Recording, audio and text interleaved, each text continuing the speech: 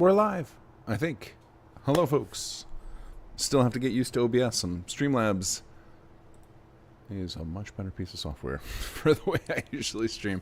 A lot more confirmation windows and lets me edit descriptions and confirm I'm live, etc., etc. But hopefully you guys can hear me all right. Let's do a quick sound check. Fire a few rounds in the air if I could get the game going. Here we go. Pow pow. This gun is ridiculous. Gonna melt some Watchtower. Alright, let's pop out chat, bring it a little closer. I am coming at you live from a little vacation spot for Memorial Day weekend. We did a sound check on Friday. Thank you guys, everybody who popped in to watch me play some Oblivion Remastered and get the sound hopefully worked out. Hopefully it's good tonight. Welcome, folks. Assume we're going to have some new faces here, since I know the old Starfield audience is a bit different than my usual Fallout and Skyrim audience. Sounds good. Thank you, Raybo. Phil, thanks. You heard the pew pew. Fantastic. Happy birthday, Mr. Marine. 18. That's a fantastic... Actually, what do you get at 18? I guess you're legally an adult now. You can vote, right? When I was a young lad, 19 was the exciting time because I lived near a bridge to Canada, and we could go to the bars at 19 in Canada. Melting faces, that's right. We're gonna melt some Watchtower faces. Canuck, hello. Bob Hopkins, hello. How are you?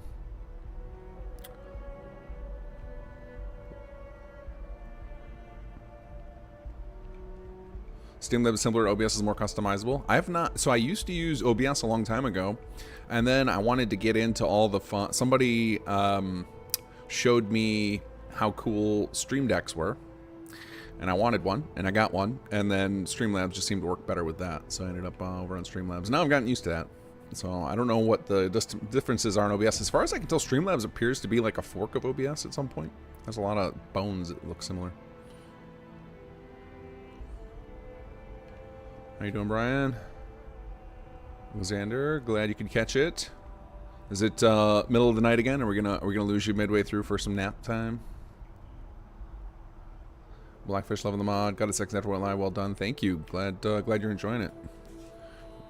Hopefully we're just getting started. We did not expect the reception that Watchtower got. We knew people were gonna like it, but yeah, it's doing real well. It's doing real well. A lot of people are playing Watchtower. You can get out of the house. Yeah, that's a bonus. That is an 18 bonus. Well, I mean, if you can afford it, right? Like, these days, man, rent prices are out of control. Hey, Bologna, how are you? Torberg, hello. Raina Drake, I wish I could hook you up with some maximum crab, but I am away from home. I do not have my my stream deck with all my fun buttons on it. Using a different computer today. In Alberta, you can drink at 18. All right. Yeah, it's so funny that the alcohol thing, and like in Europe, they're just like, hey, what's the big deal, Americans? Just, if you're a teenager, you can handle a little alcohol. It's fun. Hey, Raven.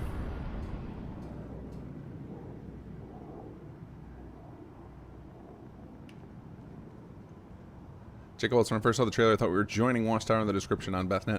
Yeah, and actually, it's funny, Jacob, if you guys want to see a website we did. So we did like a little guerrilla marketing campaign. It didn't go, not a lot of people saw it, but we made a website called joinwatchtower.com. And it's set up like as if the faction really existed in the world and they are recruiting. Of course, we used all in-game screenshots and everything. We don't have the money to do like a crazy, you know, get the suit really made. You know, we're not Bethesda. We don't have that kind of money. But it was fun anyway. But yeah, joining Watchtower is something we definitely discussed, is like that could be another thing. So one of the things that we're aiming to do long term with Starfield and is to flesh out our creations with each other. So producing stuff for Starfield is extremely expensive. The high fidelity of all the updated graphics and the richness of the level design and the lighting and everything. It's very expensive, so one of our aims was to try and do a lot of crossover stuff, and you know, maybe there'll be maybe we do another story one day where you could join Watchtower. We don't know yet. We're still early days. This is we're still wrapping our heads around the fact that that Watchtower has captured so many people's imaginations. So I'm excited about it. But tonight we're going to play through first couple of quests. I'm going to not play through the finale quests because I would like you guys to experience those firsthand. I would also recommend that once we get started, I'm going to get to a point very early in the quest where I'm going to tell you that, hey, if you're going to play this yourself and you haven't watched a video of this, pause this, walk away from the stream for 5 minutes. I'm going to tell you at a certain point, because there's an initial encounter in Watchtower that one of our team members, Imperial Sympathizer, knocked out of the park. It's such a like shockingly cool scene that you should experience it for yourself. So I was going to play it off camera beforehand, but I did not have time, so we're going to do it tonight here. And yeah, so this save is one that I played the original game through back when it first launched, and then I had prepped this save before Shattered Space came out, and then I've been using this as my test save. I am a known hater of building character faces, so this is like the most John Starfield character imaginable. There we go, just one of the generic faces. Yeah, so we're gonna go kick this quest off. So if you've not seen it, we're gonna have heavy spoilers. I'll let you know when the cool starting scene kicks on. But my goal here is I want to play through the first couple of quests. Basically, what we would call the introduction stuff before you're set into the systems. So just like everything else that we like to do at Kinggath Creations, we try to design all of our projects to be story meets systems. So you get a bunch of systems that you can play throughout an entire character playthrough. We wrap it up in a story, and we like to give you little like story payoffs throughout. But at a certain point, it's just like, here, you can enjoy this however you like. So I'm going to get to that point, and then I will take all your questions. So those of you guys who are posting a lot of questions right now, I'm going to fall behind on chat a little bit here and there.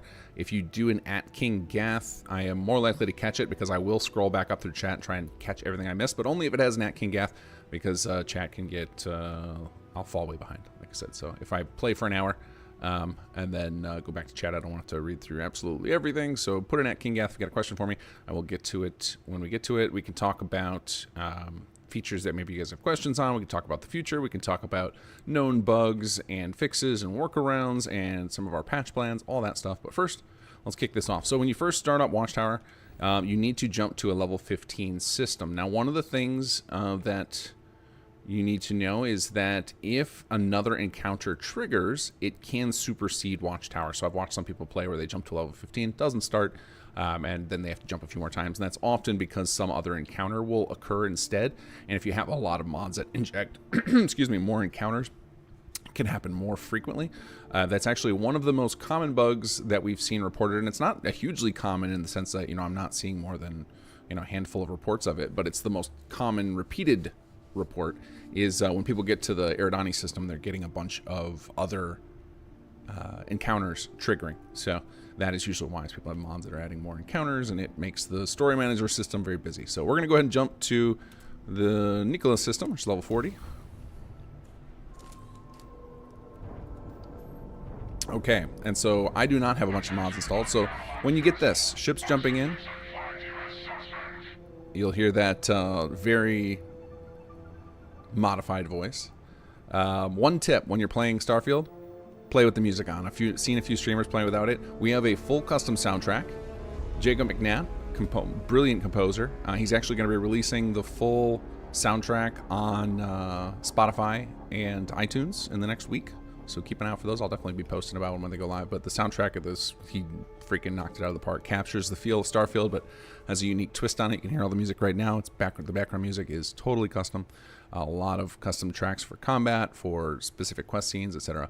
But this is the moment now. If you're going to play this for yourself, walk away for like 5 minutes while I play through this opening scene. You will appreciate experiencing this yourself on your own. So let's go ahead and kick this off.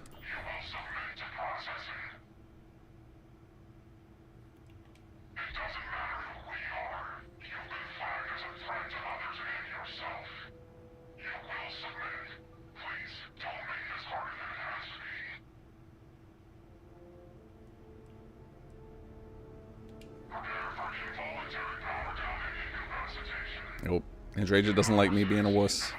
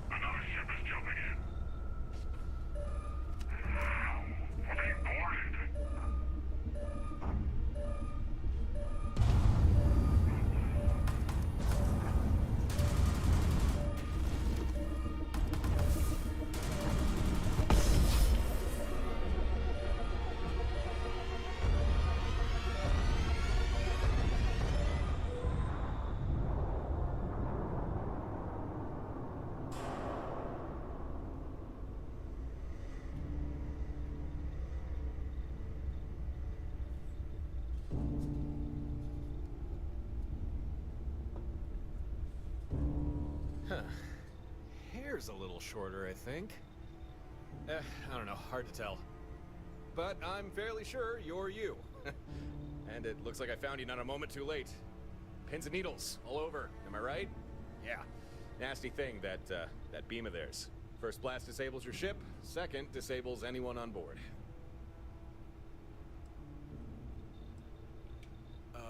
Who am I? Is that what you asked? Well, don't worry, I'm here to help. Huh, that was almost coherent. You should be knee-deep in drool, barely able to remember which shoe goes on which foot. I'm actually impressed. But you'll have to give it a little more time before you can actually talk again, and be able to move more than just your head. Uh-huh, you don't say. Well, I'd love to continue this enthralling dialogue we've got going on, catch up on old times, but clock's ticking, so listen carefully. These guys who attacked you, it wasn't by accident. And if I hadn't intervened, you'd be on your way to a max security prison right now. These guys, they will come for you again, and right now there's precious little you could do to stop them. Listen, there'll be enemy reinforcements here at any moment, so I'm gonna use my ship to lure them away. Give them something else to chase for a while. Once you can walk again, come find me at these coordinates. I'll do everything I can to keep you safe. You have my word on that. Now, let's get you out of this and back to your ship. All right, if you walked away for 5 minutes, it's safe to come back. All right, so we just met Torin. That is voiced by the brilliantly talented Will Hanford. You guys know him as Olvis in Bard's College, Dr. Magnuson in SS2. Guy's got some crazy range. Yeah, he took on the main role for Watchtower. I think he absolutely nailed it. Releasing ship from dock.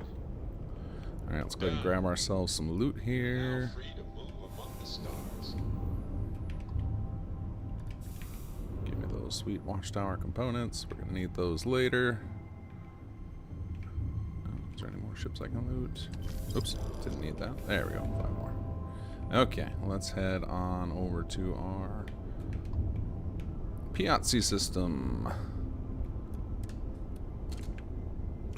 Are the first-person models handled differently in Starfield? Is the camera just placed in a third-person view to make the feet visible? I have no idea what kind of black magic Imperial did to make the feet show, but it looks all, I love it. I've seen it different on some people's streams where they can see more of their characters, so it very well might just be doing something to show the third person. It could also be something like maybe spawning in a copy of the player there. I'm not actually sure how it's done though. Docking permission granted. Please proceed to your assigned bay. Alright, let's bump up our stats a little bit here. So one of the things I started doing in Watchtower is I actually power up my grav drive more than one now because the speed can matter sometimes if you jump into a rough encounter. Some of the space encounters in Watchtower are pretty insane. Time to cycle the airlock and move. Do you think they'll improve the lip sync tools more? No, I doubt it. I think what we've got is what we've got. I actually think they look pretty decent. When I saw some side by side of the automated lip sync versus the way they did the mocap for the base game, like I couldn't see a big difference. Somebody pointed out to me today though that one of the differences is the automated lip sync blinks a lot less than the base game, which is an interesting observation. I never noticed that. Hey, near. Hello. May I be of assistance? I'm trying to remember who Babs' voice actor is. I believe that she worked with us on Conqueror. Hold on, we actually have an IMDb page set up. Oh yeah, Blythe Renee is Babs' voice, and that's a fun one to have a female, because I don't think there are any female robot characters in Starfield, which was an interesting decision on Bethesda's part. Hold on a second, I just lost my chat window. I have to apologize. I guess you have to bear with me. I am on a strange computer today, and certain things work very oddly on this one. Guy, unknown. All current station residents located in. All the powers. Watchtower sold well enough that more Starfield creations in the cards. Absolutely. I don't know when, because we actually have several other things in various states of production and pre-production. But yeah, this is definitely like okay. There is definitely a huge audience for Starfield stuff, even though, you know, some of the YouTube haters out there would have you believe otherwise. And let's go talk to Torn. Ah, and there he is. Welcome to Stardock Alpha, my current home away from home. Glad you found your way here.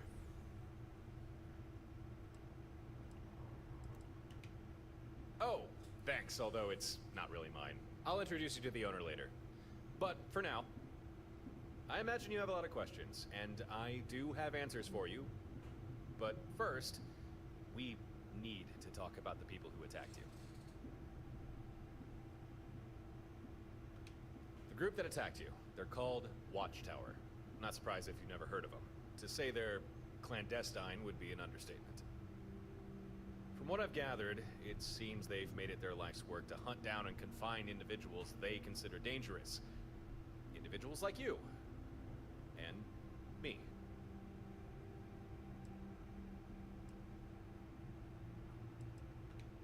They sure are. I've had more than a few run-ins with good old Watchtower. Most encounters have not gone well. I think I first got their attention after I dealt with a particularly nasty group of pirates. Since then, I've done my best to keep my head down, but it doesn't matter. Sooner or later, they always seem to catch up to you.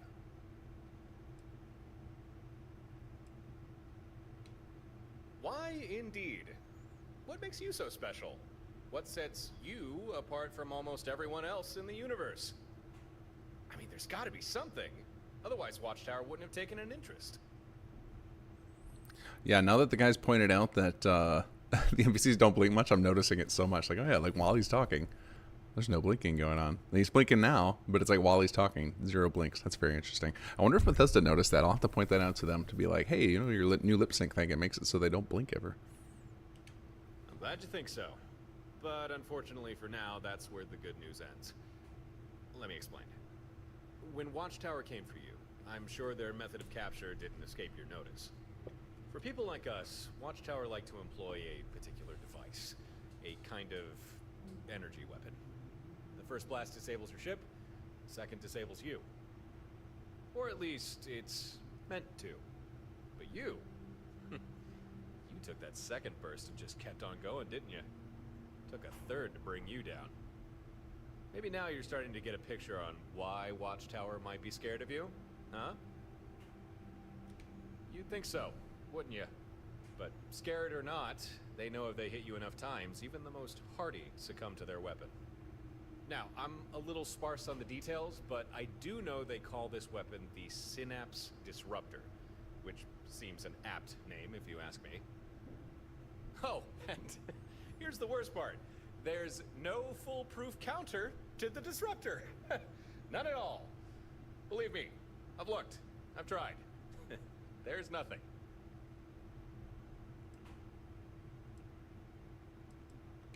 Huh, that was a bit doom and gloom of me, wasn't it? All right. Let me backtrack and rephrase things. There is no technological counter to this weapon. No magic shields or special kind of hull plating. But this brings me to why I made contact. I have devised a strategy that would keep you and me safe from Watchtower's impromptu abductions. Oops, I accidentally clicked there.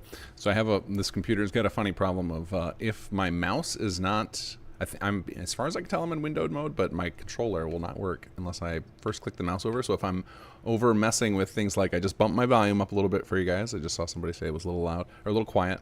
Then as soon as I click over here, it's like I pushed A on my controller. So hopefully we won't have too many more interruptions. I'm trying to, so one of the reasons I'm letting him talk out all the dialogue is one of the questions we always get asked is how long will it take to play through this content? And obviously, like, if you want to speed run through dialogue, if you're not interested in side dialogue options, it can change the length dramatically. But I would say on average playthrough, you know, most of you are probably going to ask one or two things each time.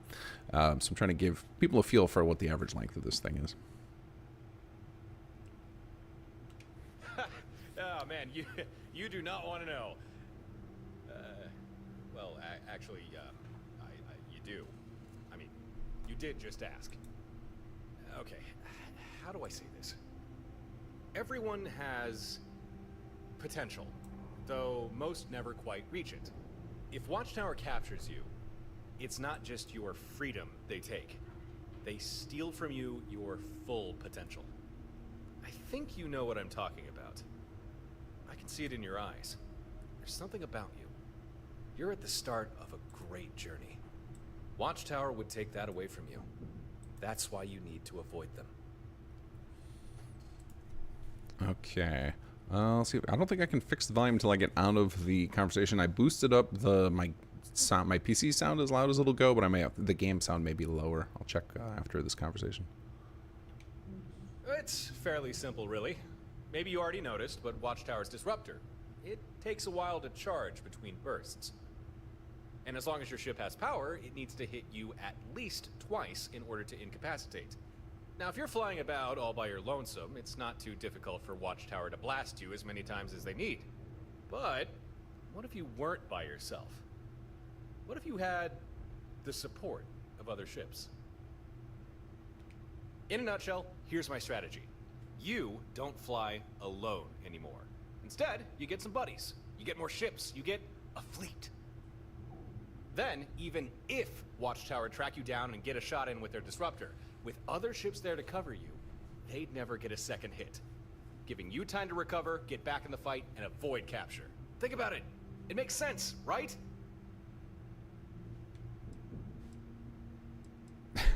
Thanks for telling me, Blade. You don't need you anymore. Okay, good. I'm happy you're on board with this fleet idea.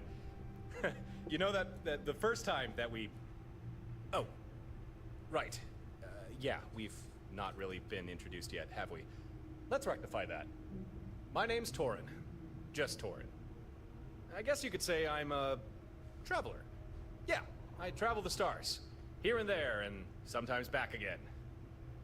And it's likely during those travels I got the attention of Watchtower. And been trying to shake him off ever since. I think nothing of it. Just doing what's right. Okay then, if we're going to make this fleet idea work, it's about time we get a move on, before Watchtower catches us with our pants down. You and me both. Here's how we're gonna pull this fleet thing off. First, we need some hardware, equipment, especially designed to handle this sort of thing. Had a pal look into it, and he figured out what we'll need. A Model 2 fleet sync control node. And he knows where we can find one too. But the problem is, control node's not easily accessible. It's stored away in an old facility with no simple way in. But I got a solution for that. Here, catch. That is our solution. You ever hear about the orbital drops the UC and Freestar Collective did during the Colony War?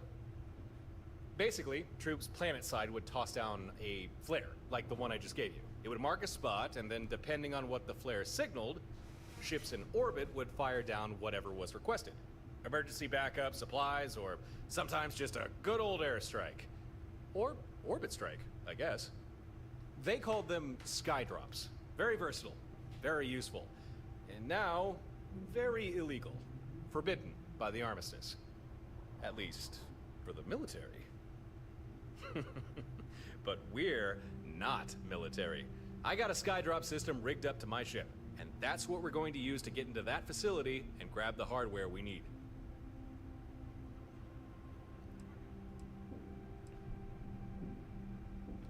Ah, come on, I don't want to ruin the surprise. That's half the fun. Before revealing the specifics, I'll let your imagination run wild just a little while longer. That's what I like to hear. Time to get moving. Jump in your ship and meet me outside. Hail me when you're ready and we'll plot a course. I'm glad we're doing this. You and me. We'll show Watchtower they picked the wrong people to mess with. This time. Okay. Welcome, Voice Snacks. Voice Snacks in chat is voice of Torin, Will Hanford.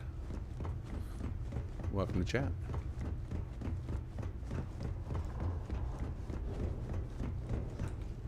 So, everybody who's just joining us now, I am going to play through the first few quests before I answer questions, and then I will scroll back through, hit all of chat. So if you at Kinggath with your question, I will make sure that we get to it when I loop back around. But I want to have a quick playthrough for people who are just looking, who are undecided, or just looking for a quick check to see kind of what they're in for here, and then we'll go into more details. All right, let's see. Where are you, Torin? There he is. We're going to be jumping to Eridani 3 in the Eridani system. Once we're there, we can get things started. You good to go? Okay then. Power up your grav drive and take point. I'll be right behind you.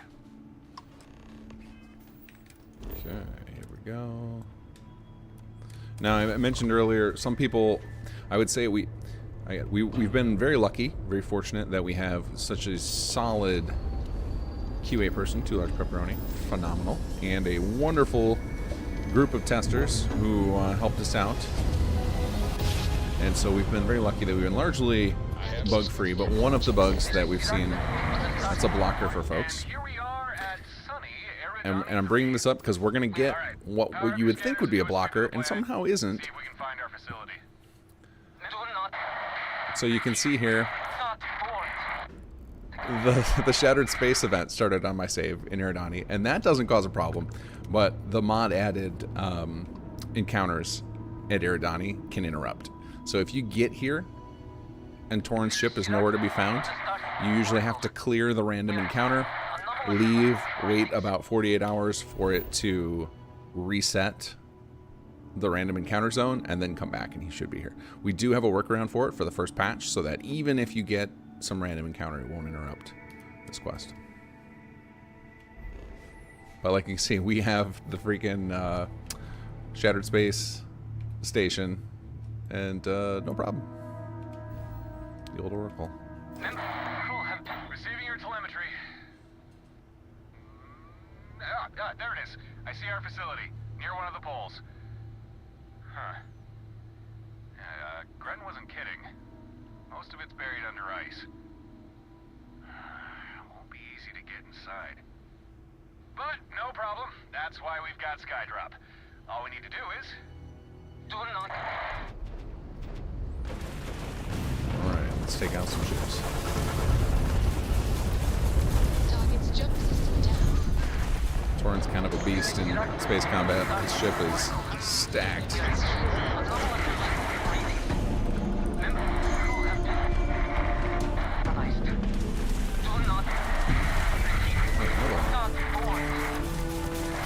Thank you, Torin.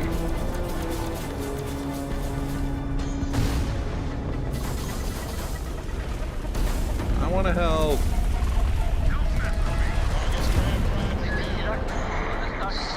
So sorry.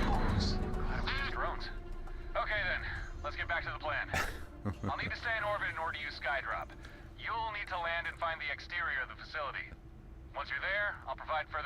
conditions?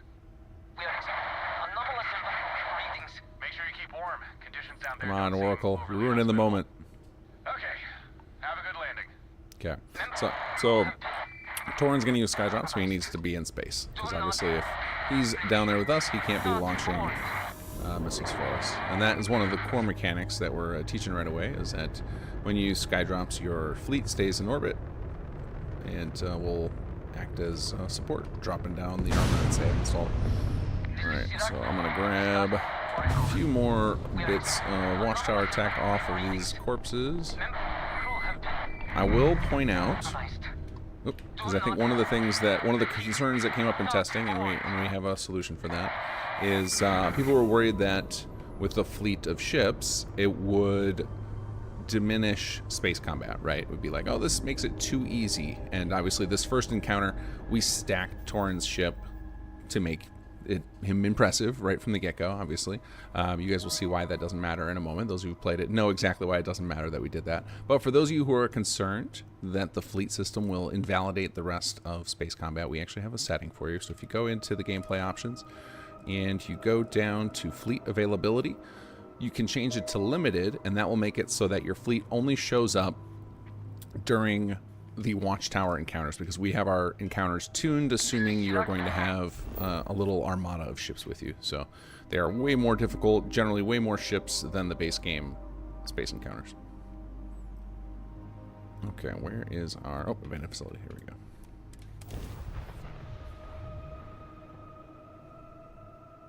Landing site is clear. Let's head down.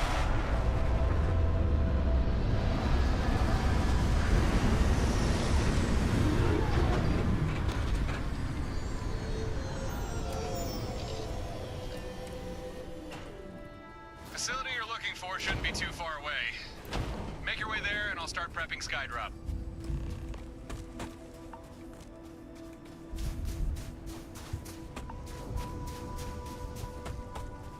Alright. Do I not have the objective set correctly? Oh, I don't. It's set to Oracle. Okay. That's right.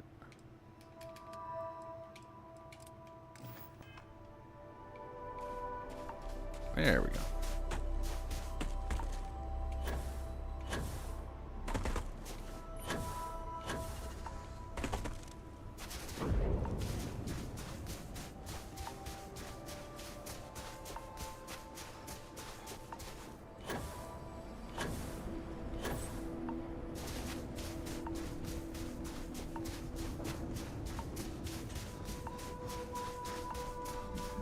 Looks like you're there.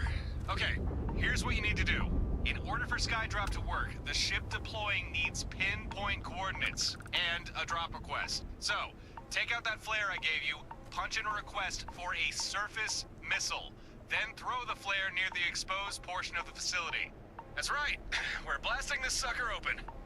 And I've only got one missile on board, so make sure you don't mess up. So this is another moment we're coming up to that probably better first experienced firsthand if you've not watched a playthrough of this before. The next, again, another 5 minutes where there's a pretty shocking moment. Although, if you're going to watch the whole stream, one of the big reveals that's about to happen right here, we are going to see a whole bunch in the rest of the stream, so there's kind of no avoiding it. Okay, that's a good read. System's got a lock, missile loaded, Skydrop deploying.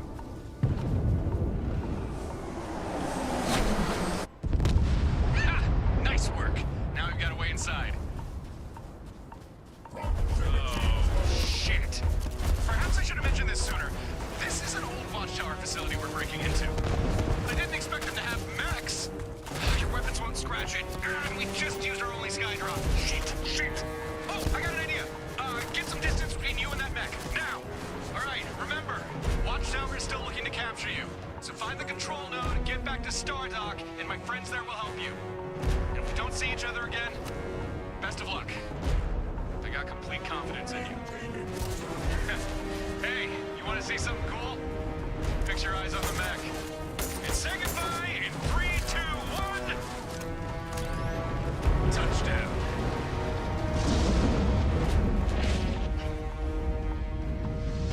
And that's why it doesn't matter that Torin's initial ship is OP, because it no longer exists.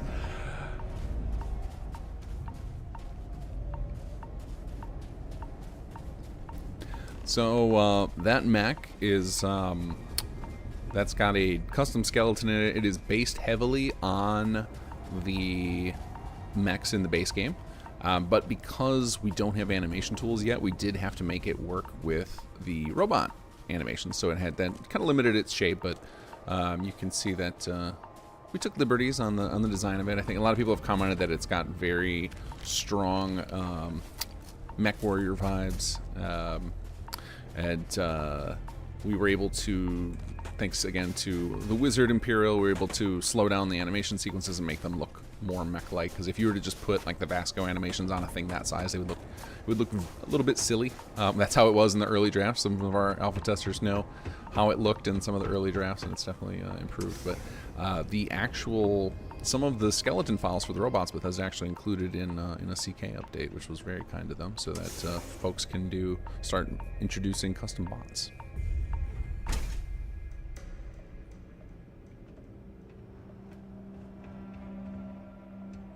So the Watchtower facilities, we came up with a whole design language for them, and to try and make them feel unique, so that, because one of the complaints many of us had who played a lot of the game was that it started to feel like every facility was kind of the same in Starfield. Like there wasn't really, whether it was a spacer facility or UC, like other than the scripted ones for the quests and stuff, a lot of like obviously the planet side of Freestar things looked very unique, but a lot of the random space stations and stuff you'd come across all looked roughly the same. It would be hard to pick them out if you didn't have context of the enemies that were there. So we came up with a new style for Watchtower, a lot of custom textured assets and bits and bobs to make them stand out, and we had a whole guide for how level design should work with Watchtower. And it's actually one of the reasons we did that is, again, hoping to, over time, as we kind of develop a big catalog of Starfield things, is that we'll be able to touch on it again later, right? It could be like, all right, well, we have a few extra, and one of the things that's been interesting is as we're designing out to be a proper studio of, we're always considering like, okay, we have, our team is X people, and maybe this project doesn't need as much level design or doesn't need as much 3D art or whatever the case is, that then we can look into ways of giving those folks projects that can enhance other things. So for example, we talked about once we were in Watchtower, there are some quests in McLaren's Outfitters that have you just go fight spacers. It would be like, okay, well, what if we go back and patch that in to have you fight Watchtower in those? And that could be a fun little tie-in, which would enhance McLaren's, and it wouldn't require a big investment on our side, because this is we're not Bethesda. We do not have the resources at all. So we've got to be very clever with how we allocate our time. System failure.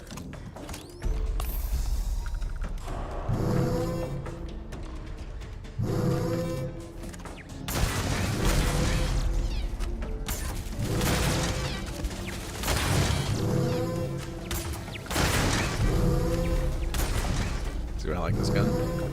This thing is OP.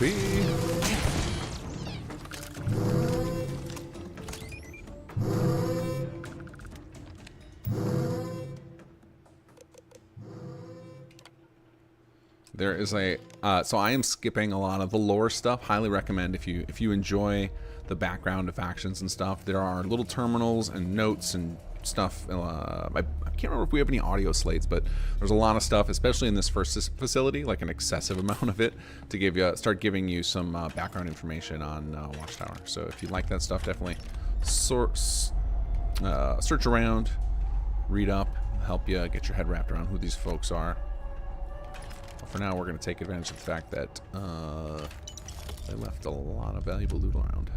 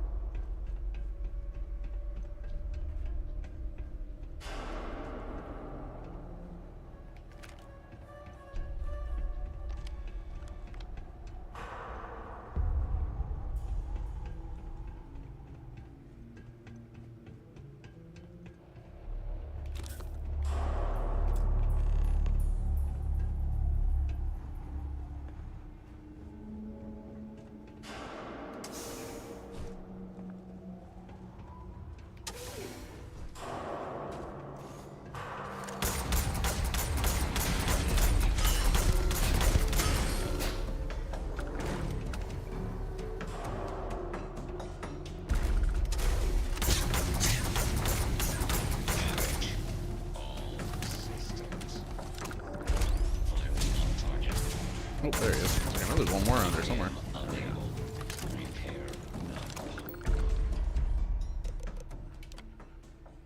Yes. Oh, I've done a digipick in a minute. So used to just skipping past this. Okay.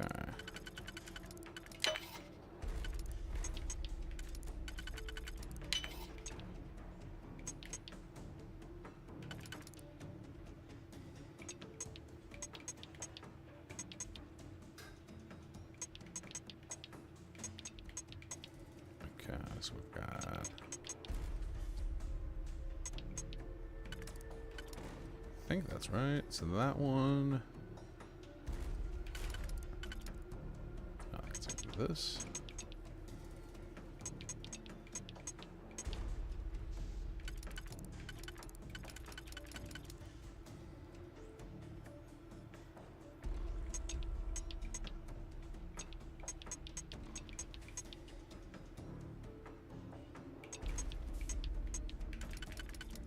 No, that doesn't quite match up.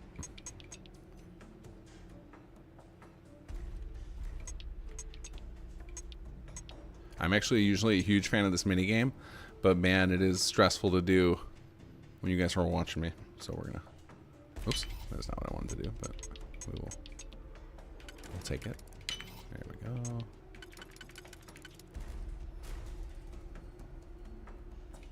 I think it should be that, and this one.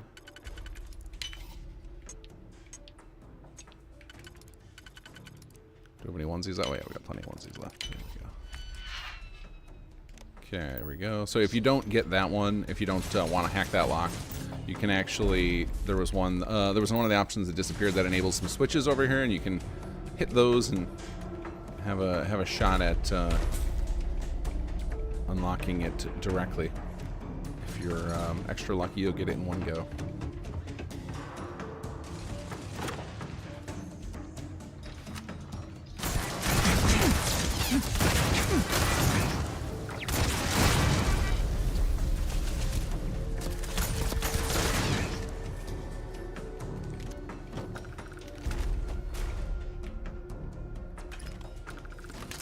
Give me all your loot.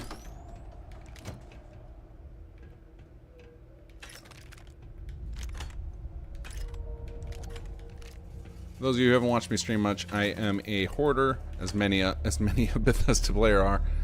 Can't get enough. So bear with me while I ammo up here. Okay.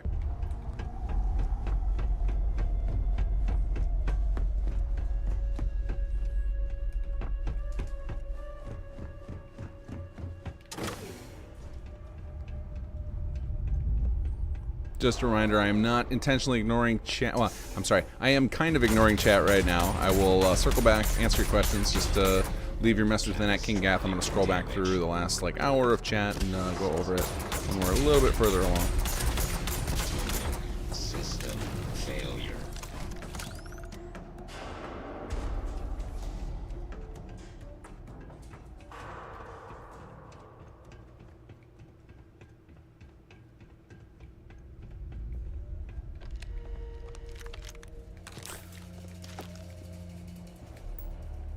Okay, so anybody who got stuck on this puzzle, I'll show you guys how to complete it because it's pretty straightforward once you know to read it. But the first thing I will recommend highly is hitting the remote turret control. I'm sure you all do that out of habit because you just, why do you want to fight turrets when they could be on your side? But it's especially useful at this particular moment. All right, so the reminder reset process, if you read this, these steps right here tell you what to do. So I always just remember initialate, insulate, oscillate, transform, or distribute rather. So initialize, insulate, oscillate, distribute, and you'll see that there are buttons that correspond to that. So we go initialize, insulate, oscillate, distribute.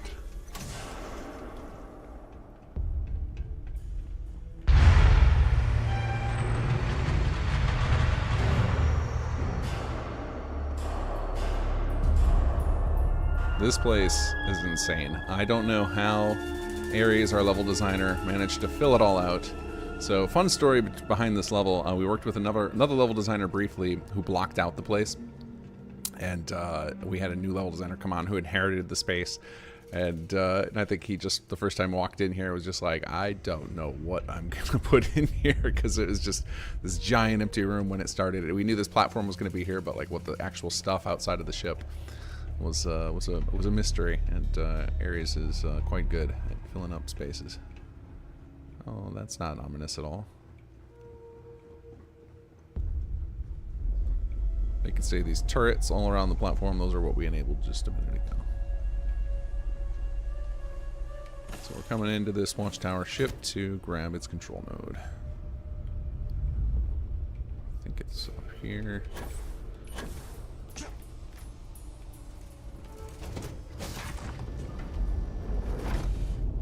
There we go.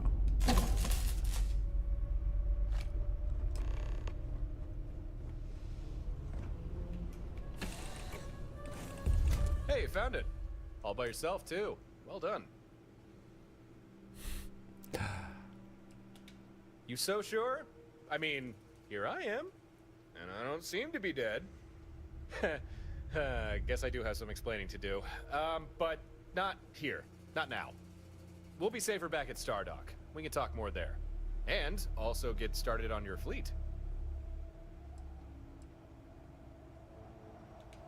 Yeah, I'm sorry. I didn't mean to bail on you like that. But I'll make it up to you. I promise.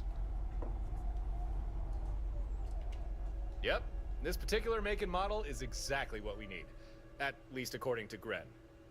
You've not met him yet, but once we're back at Stardock, I'll make the necessary introductions. Sounds good to me. Now call me crazy, but I don't think my ship is going to be flying anytime soon. So I'm going to have to bum a ride. Don't worry though, I am a great co-pilot. I only ever crash ships when I mean to. Okay, let's head back to... Was that you or me? Warning. Connection error detected. Anomalies in Corvette control system. Containment protocols engaged. Area sealed. Huh. Evidently, pulling that control node had one or two unforeseen consequences. Oh, no. No, no, no, no, no. We are not... This isn't... We cannot fight this thing. It's shields. There's no way we can get through those. The firepower needed to... Wait, I think I got a plan. Stay here and get behind some damn cover. Let's go. 1 second. Just checking. It's missing some systems. But it does have a synapse disruptor. Perfect. One small snafu. Corvette doesn't have power. It is umbilical to the facility's reactor. Here's the plan. We can draw power from the facility. You just need to flip some breaker switches. Should be 4 of them around the hangar bay. I'll regulate things from here. You flip those switches fast as you can.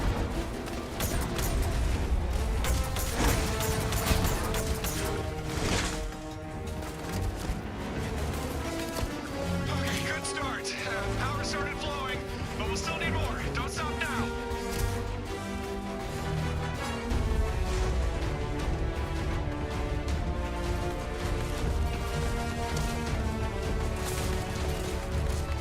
Yeah, there's some funny lines from Torin if you, What are you doing? Are you even listening to me? Nice, but the Corvette's still thirsty. I think there's some loot in here. Yeah, here we go.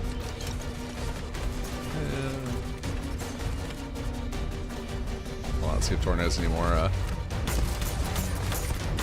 Quit it! Those shields are too strong. Quit it! If anything, you're just making it bad. Will, did you have way too much fun recording some of that stuff?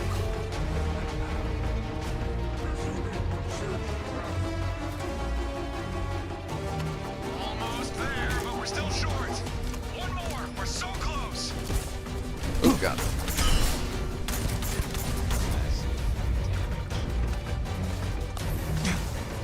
Target acquired. Just don't shoot the missiles. Oh, there they go. Seriously, you can't damage it while the shields are up.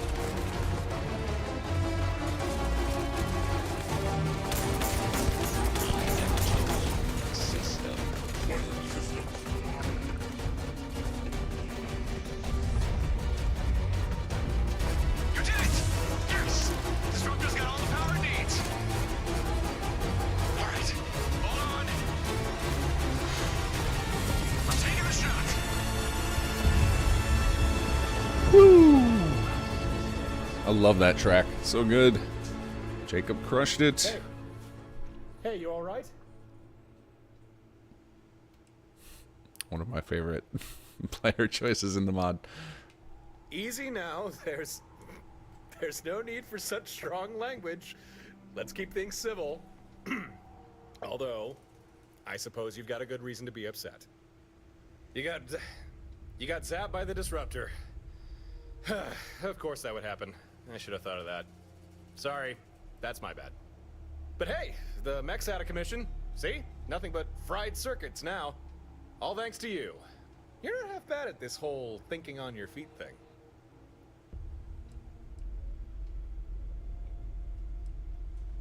You want to get going? Fine by me. You're looking more upright than I'd expect.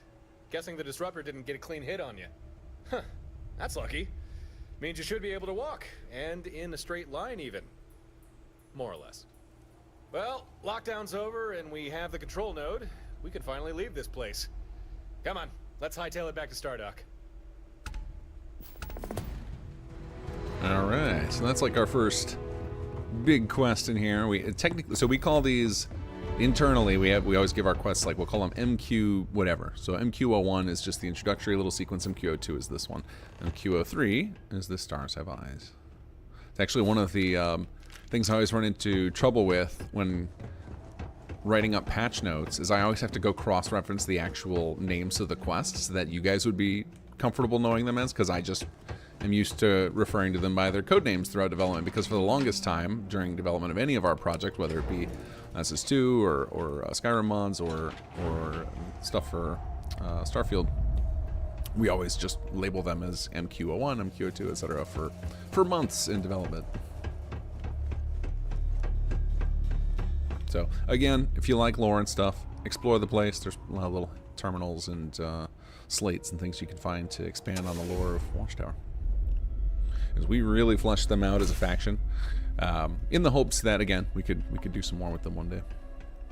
We like the idea of, you know, when you I think one of the things with Starfield is there's room for so much more, right? You kind of get a taste. The one place I had a taste for it, where it made it start to feel like the universe was really big, was doing the Ryujin quest line, because there's so many corporations mentioned in like on different floors and such, and you know there really is the opportunity to have, you know, hundreds if not thousands of factions across the whole galaxy. So you know, anything we can do to add to that and make the whole universe feel more alive, I think is a good thing.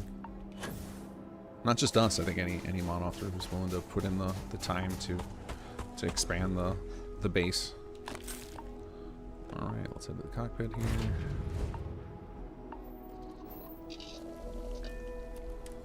But yeah, if you guys like the soundtrack, we will be releasing it on Spotify and iTunes very, very soon. I believe the finale track Jacob has on his YouTube channel now. Jacob McNatt is our composer. He's very, very talented.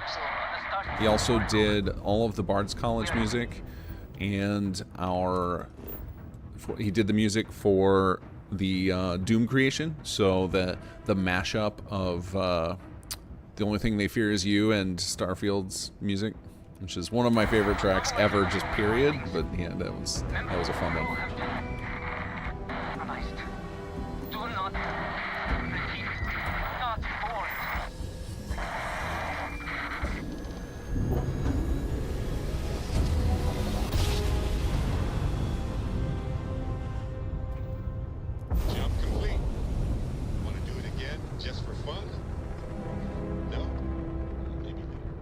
Wait, how did you get on my ship, Barrett? I dismissed you right before I started the live stream. Alright, so now we head back to Stardock. Yeah, Phil, I think he's going to put it on his YouTube channel as well. But I know I have to respond to some questions he had for me tomorrow, so I will find out then. I've been debating on writing a book, The Wayfarer's Guide to the Universe. What do you think? Would anyone read something like that? We have a clean dock, right on the money.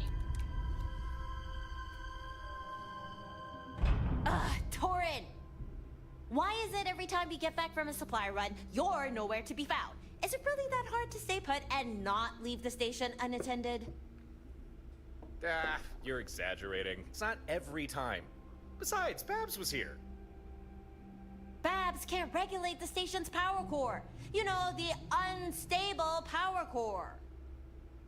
So, how was your supply run? Those surgeon guys have everything you need?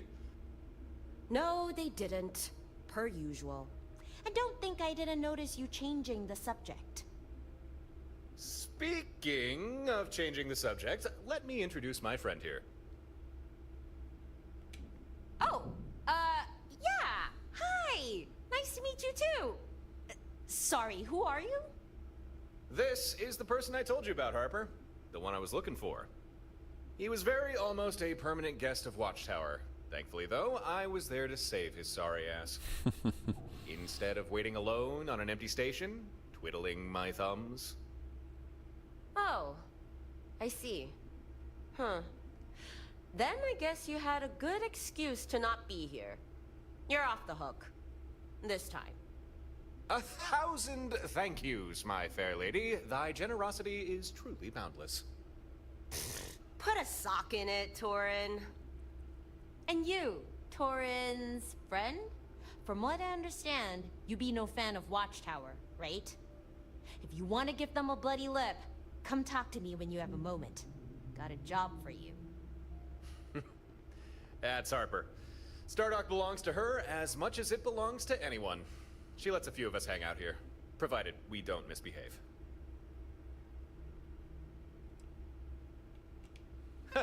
That's a good question. It wasn't easy. I mean, I never intended for a suicide run, but still, you can't always rely on your talents to get you out of a jam. But I did have a way out. A sort of escape plan. Without getting too deep into the nitty-gritty details, let's just say this time, my talent was at least enough to avoid certain death. But not enough to land me anywhere near you, post-escape. That's why it took me a while to catch up to you. Sorry about that. But you did just fine without me. And I knew you would. For that, we need to go talk with Gren. He's a ship engineer. Can help us get everything set up and installed. You've not met him yet, so maybe I should... Gren maybe isn't what you'll be expecting. But you don't need to worry about him. He's on our side. That's the spirit. We should head over to Gren's workshop. Or, I suppose we could go to the bar, talk with Harper first. She did seem to want you for something. It's up to you what we do. Lead and I will follow. Okay, here we go. Let's go meet Gren. He is going to be somebody you guys will be talking to a lot.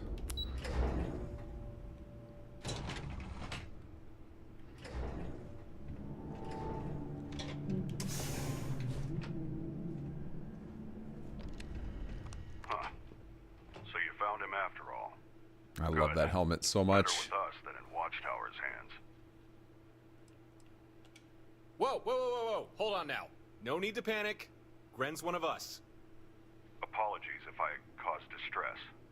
Maybe I should remove my helmet. Oh, actually, that might... Okay. There.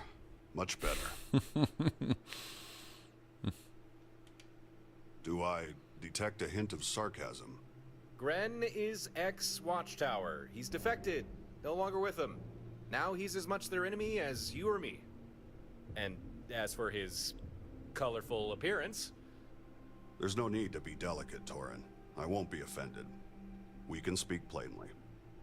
If you're curious, please, feel free to ask any questions you might have. I'll answer what I can. So for those of you guys who are old school Sim Settlements fans, Adam, who voiced Gren, is also the voice of Rook from the Toilet King's Court of Conqueror. Unwell? No. In fact, right now I'm likely in better health than anyone on this station. My appearance is a result of genetic manipulation, something that most members of Watchtower are subjected to. It's a voluntary procedure, but one that's required to move up the ranks. Despite being augmented and conditioned by them, my loyalty to Watchtower was never strong. To me, it was always just a job. However, a chance encounter forced me to reevaluate my career choice. Learning what Watchtower does to people like you and Torin, that was something I wanted no part in. And so I deserted. Not something Watchtower takes kindly to. But for that to become a problem, they'll first need to find me. So there's a lot of background information on all these characters, and if you keep talking to them, there's more options that will open up. So I will skip doing that, but if you want to learn more about Gren and Harper, you can keep asking them a lot of questions. I take it that means you recovered the control node. Got it right here. Was exactly where you said we'd find it. Although a heads up about the mechs would have been nice. Mechs? I'm shocked there were any remaining. They were all flagged for transfer. I hope they didn't cause too much trouble. We're alive, aren't we? Don't worry about it. Still, you should probably work on your intel. Intel is Harper's specialty, not mine. If you hand me the control node, we can begin building your fleet. Acceptable condition. Should suffice. I've already done most of the prep work. Installing this to the main board shouldn't be difficult. Please, have a seat. Help yourself to a snack or drink. This won't take long.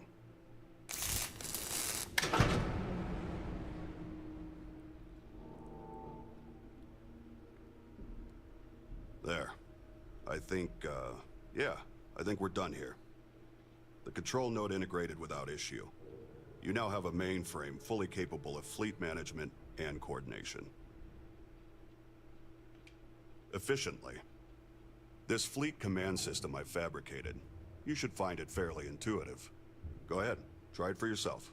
Use the terminal and commission one of your other ships to your fleet. Okay.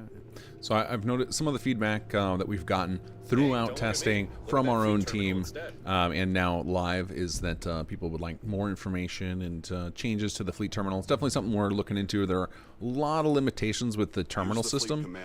In some ways, they're more powerful than Fallout 4, and in other ways, they're harder to work with. Hey, don't look at me. But you know, we're still learning Starfield stuff, and we've got some requests into Bethesda to improve some things for us. So we'll see. Definitely, we will be pursuing improving this. We've also got a lot of ideas for additional ways we could give you more power over your fleet. But let's start off with I'll walk you guys through how this menu is set up currently. So available ships are the total number of ships that I have, available crew, total number of crew members I have, and then the fleet ships. So you start out with one fleet ship. So the fleet ship is your non-home ship. Those are the ones that are going to follow you around. So we will have one buddy flying with us at this point. After you get a little bit further in the quest line, which we will do today, you can give Gren certain items to expand it one ship at a time, up to 9 fleet ships. So you can basically have your entire vanilla cap of, I believe it's either 8 or 9. You can have basically all of the vanilla amount of ships it allows you to have, your home ship plus all of your other ships, be your fleet. And if you have mods that expand the number of ships beyond that, it does not expand the max fleet ships because the game would crumble under that. There's already, we found on Xbox Series S, if you have a full fleet with all of your ships, and you go to some of our bigger battles, you'll see that some ships will just kind of stand there and do nothing because the AI just can't, the Xbox can't handle the load of that many AI opponents all at once. So there are definitely some limitations of the game engine that will come across, because I know a lot of people have asked us, like, can I have 200 ships in my fleet? And it's like, well, it's just not practical in this game engine. All right, so we've got all of our ships. So we basically select the one we want. I am going to choose the Armadillo, which is one of my big clunker ships that I built just for hauling stuff, and it's got lots of room for skydrops on it. So from here, you assign a crew, and you can assign however many crew members your ship supports. So it's, in this case, the ship holds 9. I'm going to go ahead and we'll assign Sarah can be the pilot. The first person you assign is the pilot. You can change that, so you can assign, you can change the pilot after you've selected, and you can keep assigning people. Now, one of the things that I would love to see personally here, that again, it's just a matter of figuring out all the terminal nonsense, is if next to the person's name it had their current assignment. I think that would be nice to see in this menu. We also have, Bethesda gave us some functionality at the last minute. Unfortunately, it was added in with the new patch, but we do have some of the stuff we need behind the scenes to allow you to use the base game's assignment menu, just like you would assign to an outpost or assign crew to your home ship. We actually have the tools we need to build out so that you can use that to assign fleet as well. And that is something we'll be pursuing for a future patch. We just didn't have time to do it by the time they gave us the tools we needed to do so. So we'll go ahead and assign a couple of people here. Sure, Milliard, Sarah Morgan. The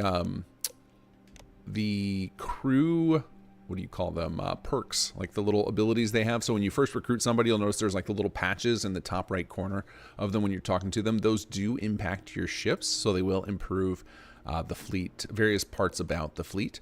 And once you get into... Should be easy to figure out. And that's all you have to do. Almost like a lip sync. That vessel's now part of your fleet. Newly commissioned vessels will automatically follow your lead ship. But if you'd prefer different tactics, you can always change their orders. Keep in mind, at the moment, the command system can only handle one additional ship. But if you want, you can always switch a vessel out for another. I was about to suggest you assign a pilot, but I see you've already figured out how to do that yourself. Congratulations, you now have an active fleet. Of course, it's only 2 ships, but in time, and with additional resources, we can grow that number. So one of the things, I started to say it, and then Gren was talking, so I didn't want to interrupt him, but you guys already know, I'm sure from reading all the materials and adverts that we've had on the mod, of that you do get to eventually get these facial attachments.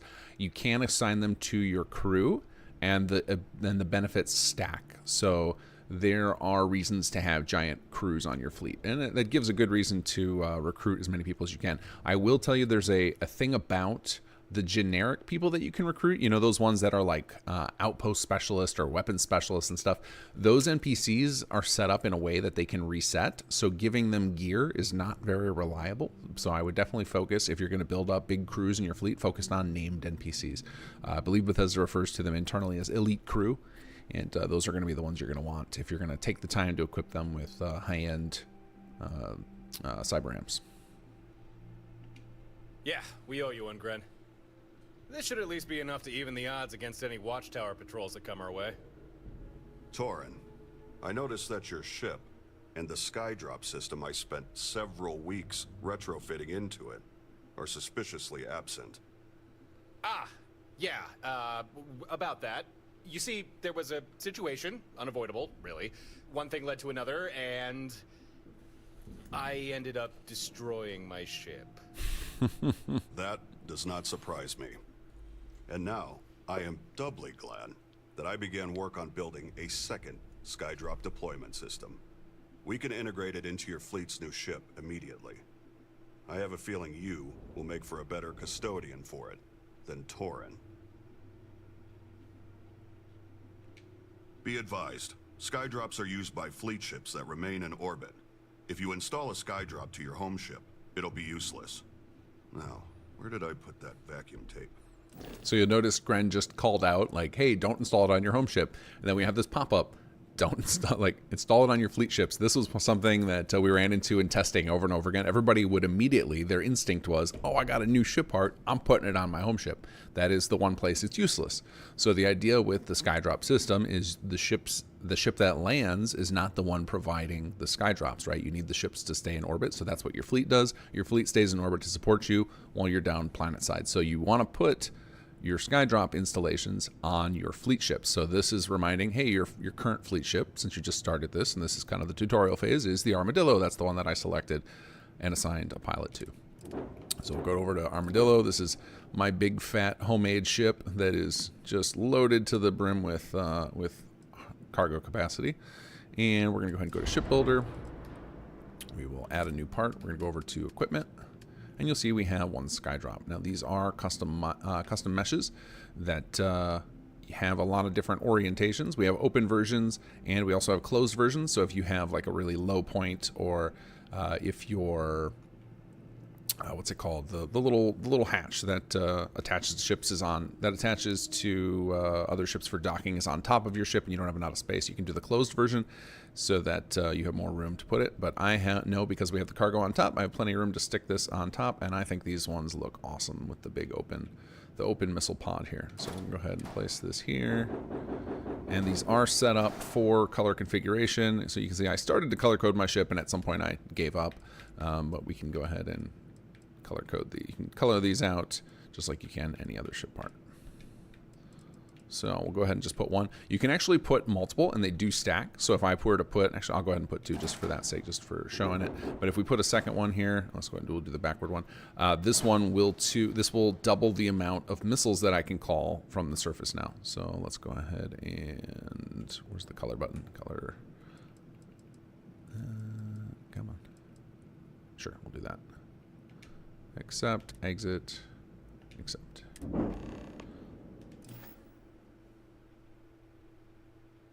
The Skydrop system has been successfully integrated. I trust Torin has explained how it all operates. Naturally, you'll need flares to call one down. So, take these. That's all I have to hand right now.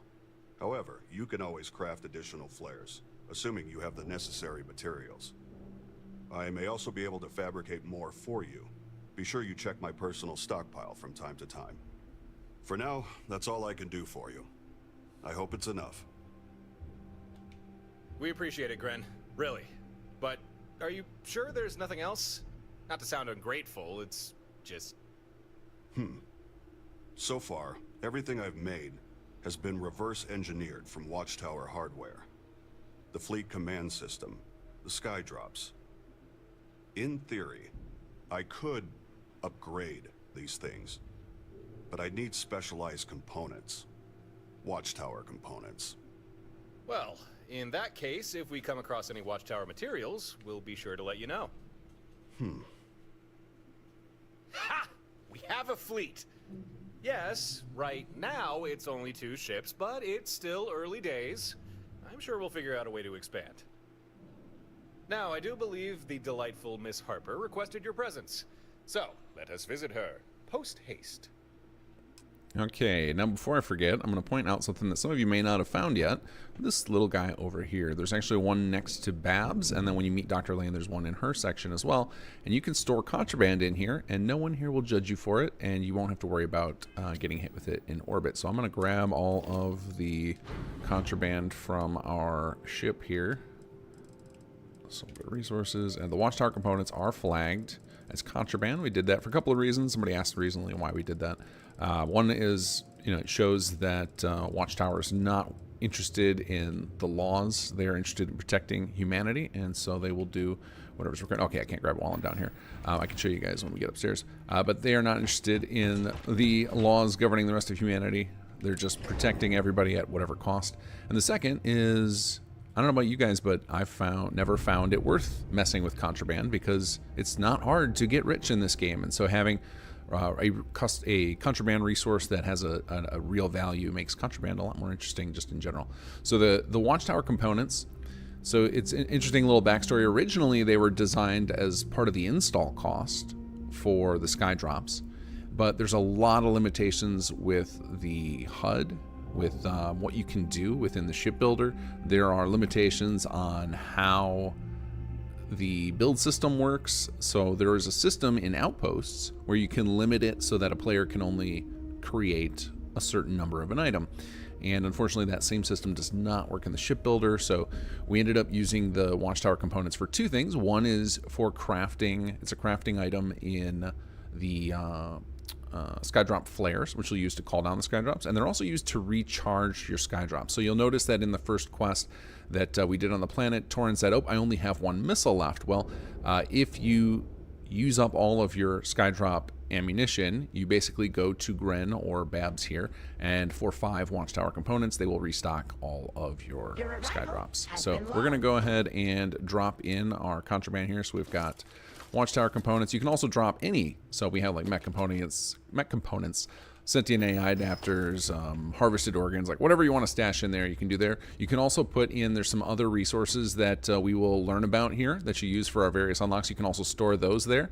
And one of the cool things is that all of the characters who have dialogue that need those things, so for example, I mentioned Babs could restock our skydrops, they will look in those containers as well as your inventory. So you don't have to worry about like, oh, I put them here or I put them by Gren. Just stash them in whatever one is convenient, and they are all linked together and will act as if they're in your inventory for the sake of dialogue-driven unlocks and such. So we're going to go ahead and grab, I'm fairly certain we've got some components in here as well that I grabbed when we were in space.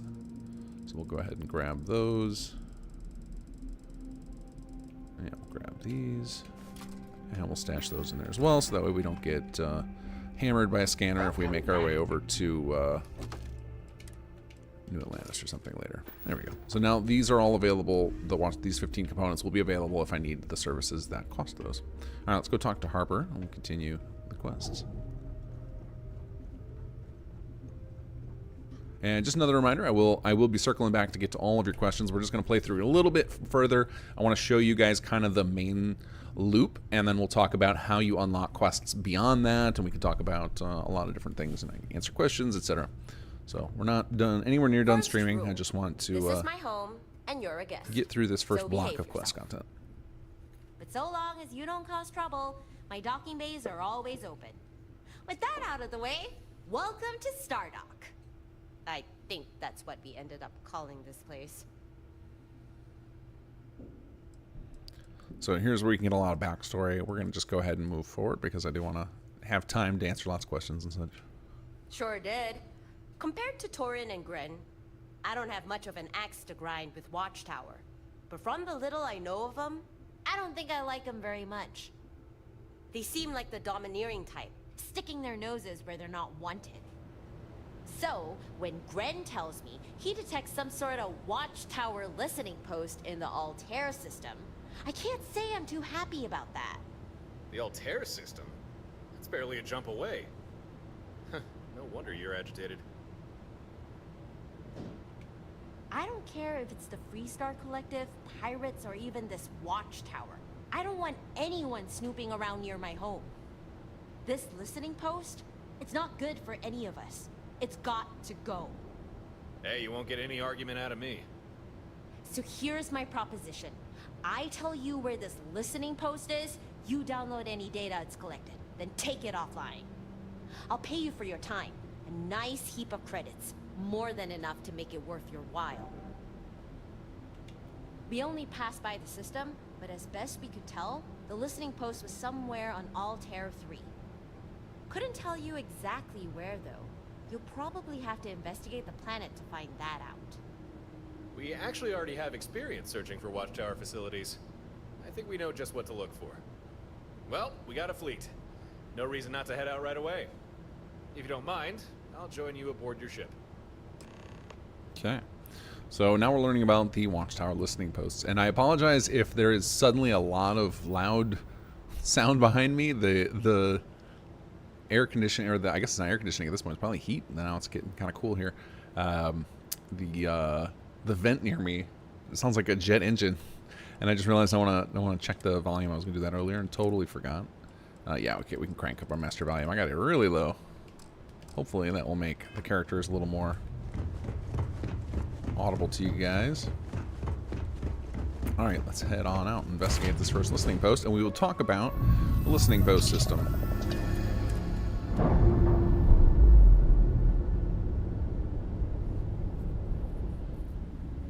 Locks, air pressure, drive, all good to go, Captain. Okay, so hold on, I want to first... Oops, I'm going to go scanner mode there. Okay, so one thing...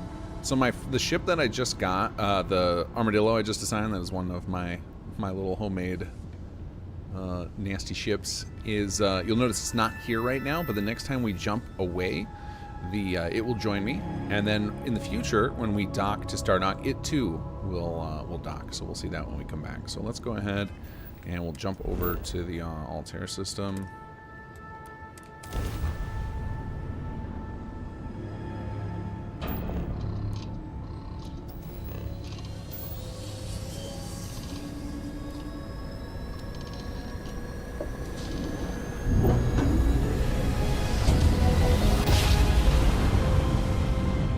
Here we are. Okay, so now if we look around here, we should see... Hey, there's our buddy. And you can actually, if you want to, you can actually dock with your other ships and pop on, and you'll see your crew. Like if we were to pop on there, Sarah would be piloting it and whatnot, which is pretty nice. We actually have a wish list item of trying to set up some intership communication. There's actually a weird engine limitation with it, so we'll have to do some like real hacky stuff to make it work. But we will probably be pursuing some interesting stuff in that regard. There's a lot of things that ended up on our... Whenever we finish up a project, we have like a wish list of things that have like, okay, if we had... For those of you guys who have been following me for a long time, excuse me, you guys know that I love to feature creep. SS2 is a good example of that, where we've been working on it for like 8 years, and we just keep adding more and more stuff. I love doing that, so we have a giant list of things that we would add to Watchtower if we turn it into a 10-year project, like we tend to do with a lot of stuff. We have similar lists for things like East Empire and Bard's College as well. So. Looks like we found it. Readings are similar to that Watchtower safe house we cracked open. Only smaller. Let me know if you need a hand. Otherwise, I'll stay here. Keep an eye on things. Sir Rick was in chat. I didn't even see you. Sir Rick is the writer of this beautiful story here. Writes most of our stuff.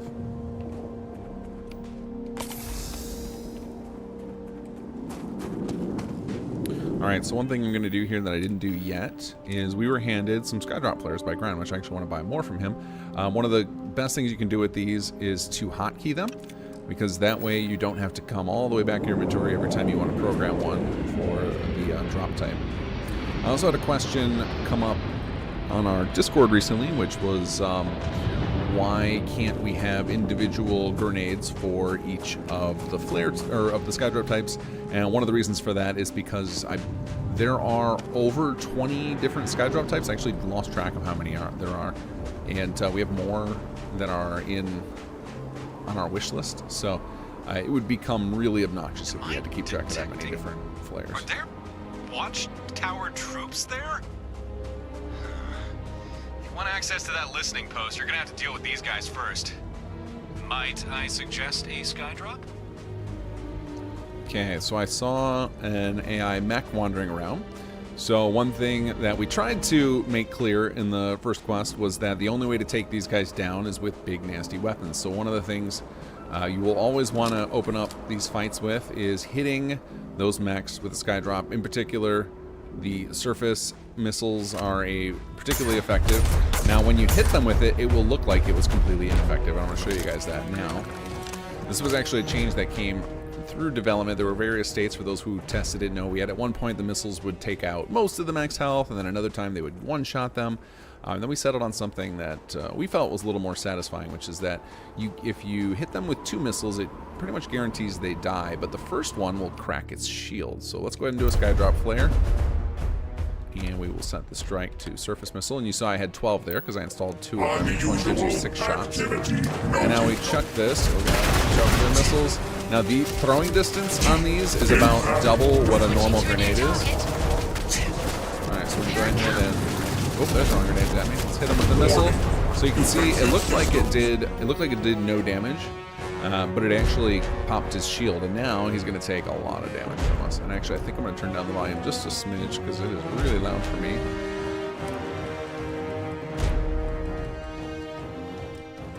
And now our weapons should do normal damage to this guy. We should be able to take him out relatively quickly.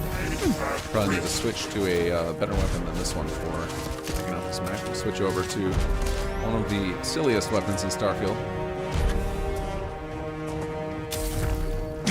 And then if you, oh god. And of course we always have the integrity of risk. So you can see we're doing nice damage on his health bar.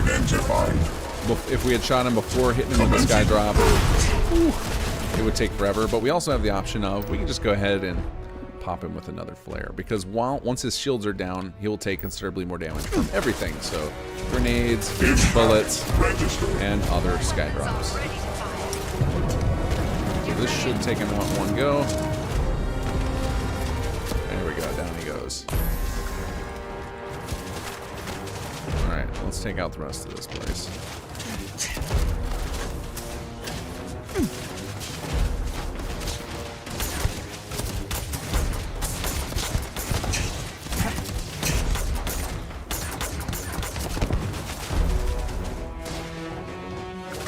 of the things I should have done is talk to Torin and have him come with me as a companion, because I don't have a companion right now.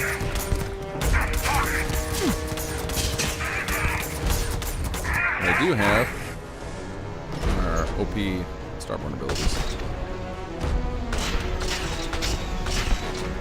So one thing to note is that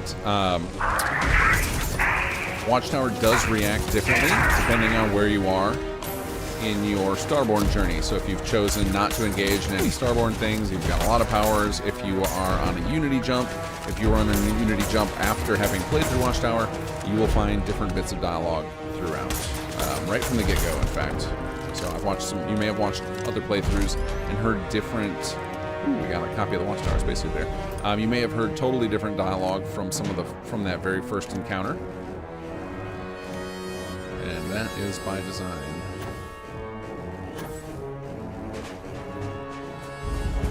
Try and get a copy. Oh, hello. I want that. I want the Watchtower space helmet, please.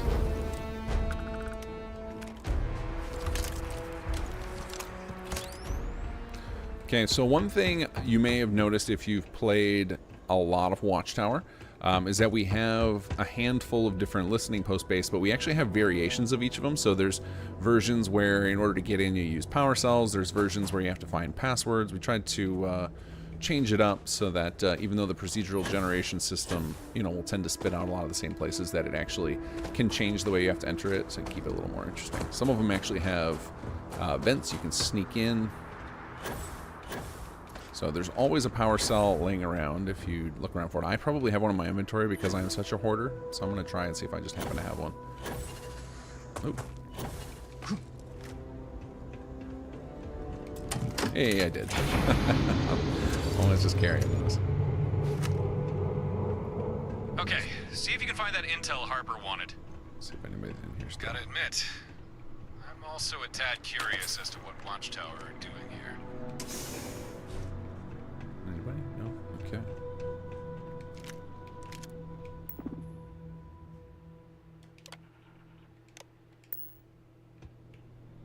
Damn. Whatever intel was here is gone. But looks like we've still got a chance to recover some data.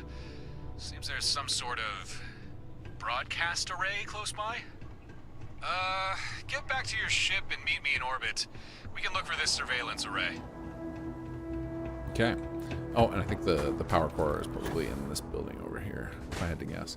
All right, so we found the listening post coordinates, and this is what we're introducing here is kind of our gameplay loop. So you will go on planet side to hunt down the coordinates of their spy satellites, the arrays that they're actually using to monitor everything. This is how they knew where you were.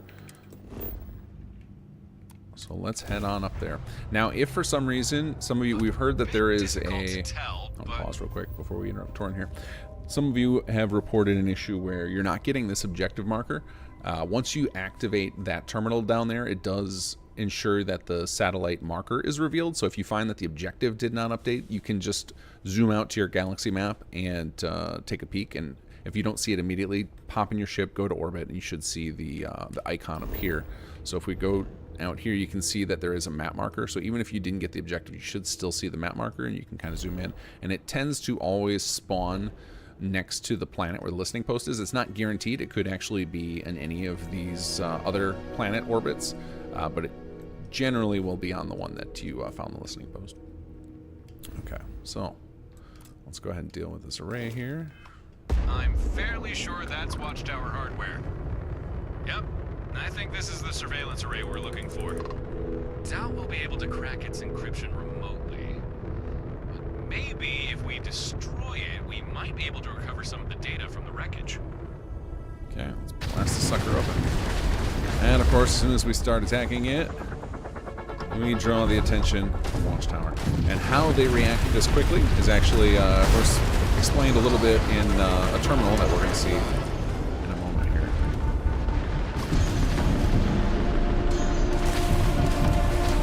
Oh, their backs took out their shield. Now, so the way that these are set up, so there's different types of arrays, and they're semi-randomized about how each of them will react. This particular one, I believe the first one's always set up like this. And as you hit the array, it triggers more guys come up, but so even though I wasn't hitting the array, Sarah was with the armadillo, so that is why more ships are jumping in. Let's go ahead and get over to this thing and loot what we need off it. I guess we can take out the drones first. Sarah, can you take care of this drone for me?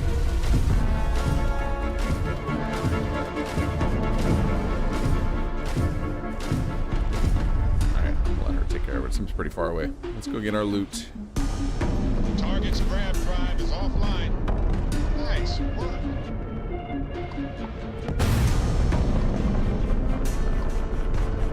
Oop, oop. It wouldn't let me highlight it. Alright, I guess I gotta fight the drone first. Oh, there. Wait, no. It's letting me oh, there it is. It's letting me highlight everything, but stop. I want. Give me the array. Target's sitting There it goes. So it's done. Oh, glad to see the fleet strategy works as anticipated. There We we go. should search the array's wreckage, see if we can recover that intel. Okay, so here we've got more components. We've got two things: Watchtower intel, which are part of one mechanic, and then computer core. This is the most valuable thing in Watchtower, and if you see these, you should snag them. They can appear on the listening posts. They can appear on ship debris, but the easiest way to get them, the most guaranteed way, is to take out these arrays. For Harper. Hey, this salvage looks promising. Looks like we recovered a slate with some intel, got some Watchtower components, and... Huh. What? The music is overpowering. All right, I can turn it down a little bit. The music's one of the best parts of this, though. I'll turn it down to closer to the... These? Computer cores? Well, alright, I think we got what we need. Let's head back to Stardock. Harper and Gren will want to hear about this. Hey, Mike, good to see you. Glad to see you got to be a part of this.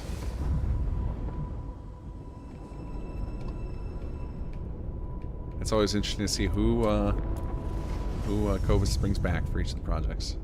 Mike is the voice of Jason McClarence and has a little guest appearance in Watchtower, as I believe you're one of the Watchtower troops, right? And then also we actually have a little tie-in to McClarence. So if you've played through McClarence Outfitters to the point where you have the shops on different planets, and then you get Watchtower up to the point where you've got Stardock very heavily evolved to where it's different shops start opening up, well, Jason will show up and open up a branch on Stardock. And there's actually a little dialogue introduction when you first run into him. There's also a Watchtower skin for the McLaren suit.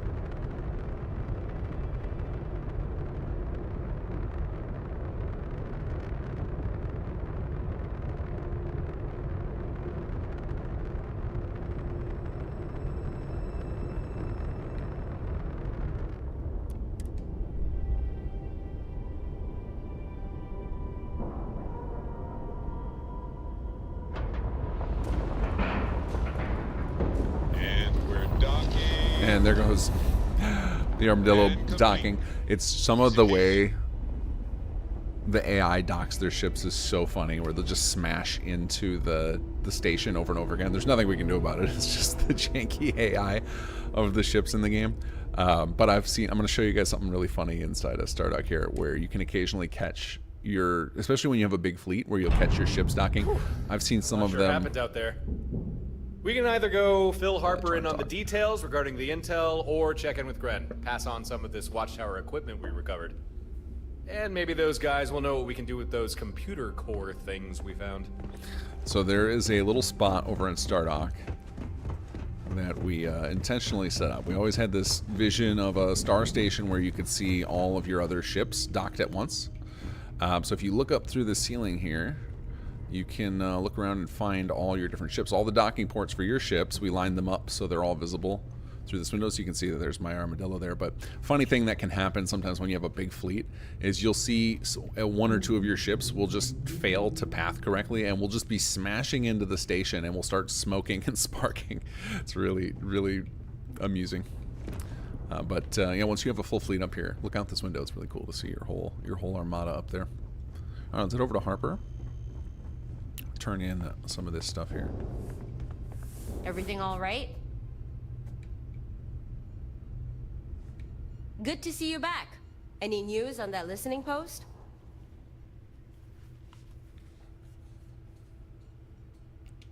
Huh. Well, thanks. I'm impressed. Things went smooth, right? You didn't run into any trouble, did you? That depends on your definition of trouble. First, there were the Watchtower troops, then the listening post wiped its data, but not before transmitting it to an array for broadcast. And then we destroyed that array. A small fleet of Watchtower ships jumped in, attacking us on sight. I don't know, any of that sound like trouble? Nothing you couldn't handle, huh? Sounds like famous last words. But you are still breathing, so guess you're right. Still, that's got me wondering. How'd Watchtower have a fleet prepped to ambush you like that? They must have been watching those listening posts real close. But why? Just give me a second here. I'm gonna see what information I can pull from this intel slate.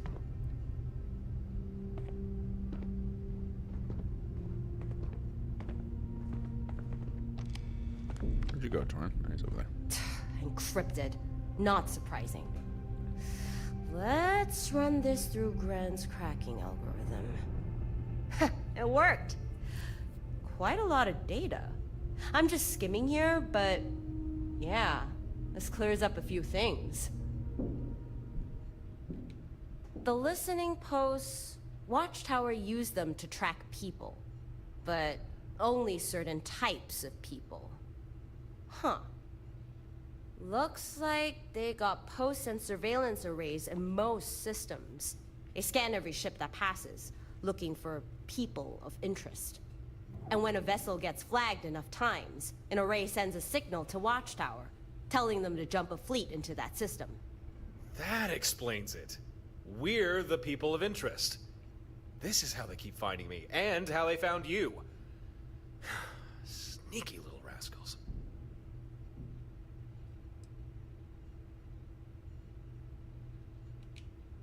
Not sure exactly.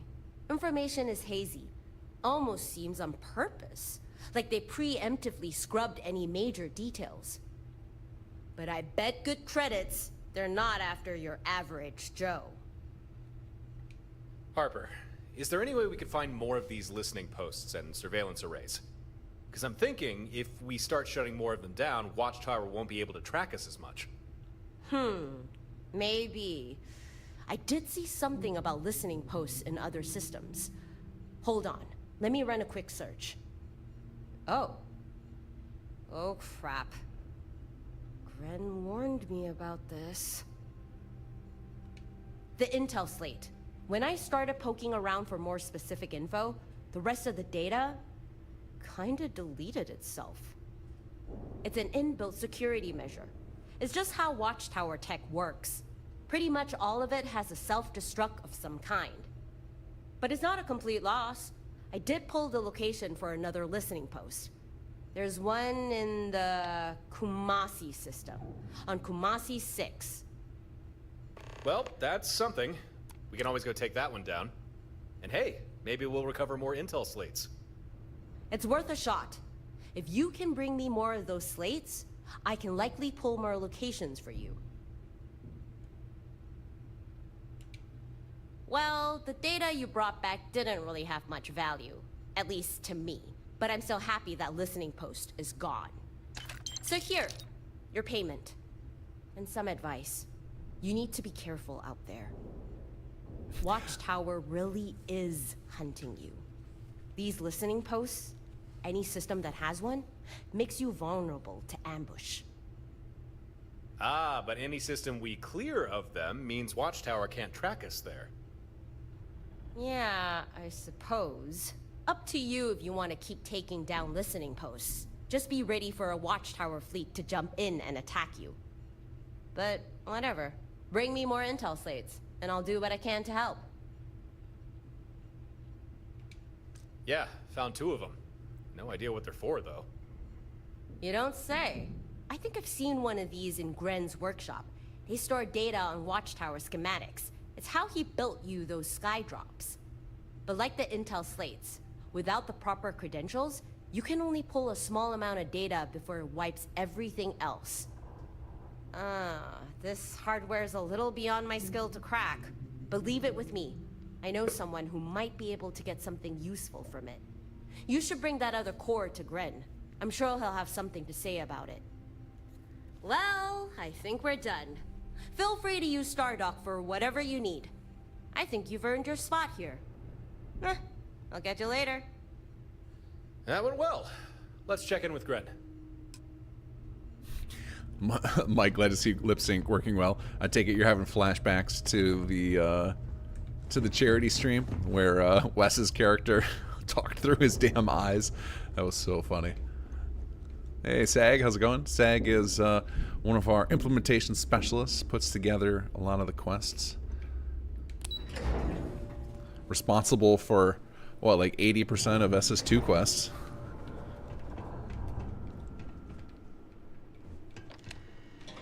I am here. Back already. Something wrong? I won't ask where these came from. But yeah, I can use these. Watchtower uses proprietary hardware. As long as I'm duplicating their tech, I'll need authentic components like these. Assuming you can provide me with enough components, I'm willing to fabricate and install more skydrops to your ships.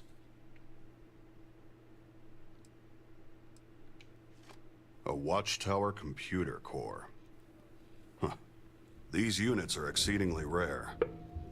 Within them lie blueprints for Watchtower constructs, things such as skydrops. Cores contain vast amounts of information, but like almost all Watchtower technology, they have inbuilt safeguards. We know. Harper already explained. We can only pull small amounts of information before these sort of things wipe themselves. Good. So you already understand. I can only extract limited information from a core. I suspect we can mine computer cores to acquire blueprints for new types of skydrops, or even devise upgrades for your fleet command system.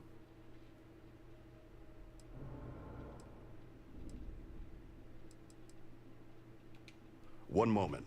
I will establish a link to the core. Connection confirmed. I see data for 3 skydrop schematics, yet we can only extract 1.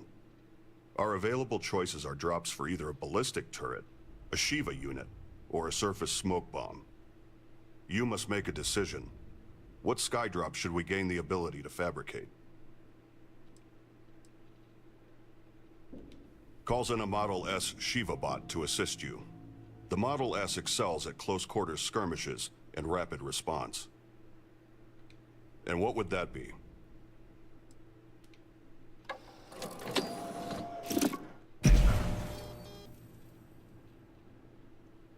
There, it's done. I've downloaded the relevant data. Now you'll have access to that skydrop to install onto any of your vessels. If you can find more computer cores, bring them to me, and I'll see what I can do with them. Until then, I can offer to outfit your ships with the skydrops we already have, assuming you have enough Watchtower components. Gratitude is unnecessary. However, it is appreciated. If you need to restock any skydrops, or require any other ship services, just check in with Babs. I'll make sure she receives the necessary updates to assist you. Otherwise, I'll be here to help however I can. I'll return to my work, but I'll be here if you need me. Okay. So one thing Gren mentions that Babs can offer you services. The one service she can't offer is installing new skydrops. That is a unique feature of Gren himself. All right, let's talk to Torin. Well, that was productive. You met with Gren and didn't kill him. Harper seems to like you. We found out how Watchtower's been tracking us, and even figured out how to exploit more of their technology against them. I think for the time being, keep doing whatever it is you do. Watchtower are still a problem, but at least now you have a defense against them. And if you find yourself with some free time, you can always hunt down more listening posts, or have Gren build and upgrade stuff for your fleet. And if you don't mind the company, I think I'll stay on with you. You know, as an official part of your crew. Fantastic. Feel free to treat me as you would any other member of your crew. Order me around, have me clean the toilets, put the fear of God in me. Whatever. It's your show. I'm just here to lend a hand. Alright, let's get going. And that's the completion of Quest 3. Now this almost puts us into the full, what we would call the gameplay loop. But I'm going to talk a little bit more about that in a second. We have one little thing we want to do, but first I'm going to show you guys some more stuff with Gren here. So let's talk to Gren again. Come on, Gren. Are you done sitting? We meet again. There we go. Hello again. I'm glad you're here. Since we last spoke, I've been thinking things over. I believe I found a way to mine additional data from Watchtower computer cores. Data that would let us upgrade your fleet command system, or perhaps even figure out new types of ship modules or systems. So the next time you have spare cores, you'll need to decide what type of data you'd rather I extract. One more thing. I've documented how to build a remote fleet command system terminal.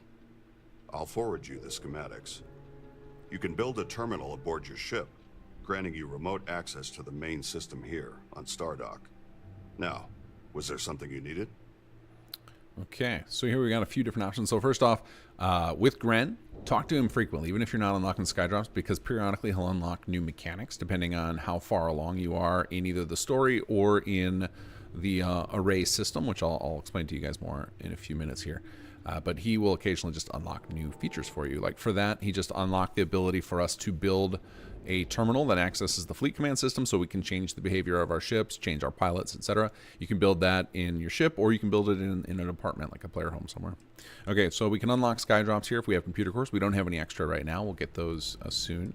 We can view and modify our ships. We're going to do that right now to install. I'll do my best to help. This new skydrop. And we should consider installing a built skydrop. So you can tell by some of the dialogue, installing a built skydrop, that is a remnant from an earlier draft, like the way we wrote and designed the mechanic. So originally the mechanic was you would turn in Watchtower components, and he would have skydrops in his inventory that would show up in the shipbuilder, but the system was very clunky because of limitations of the shipbuilder interface. So we scrapped it and switched to a more traditional ship part method. But so some of his dialogue, if it sounds a little off to you, that's why it's let's hold over from a previous design.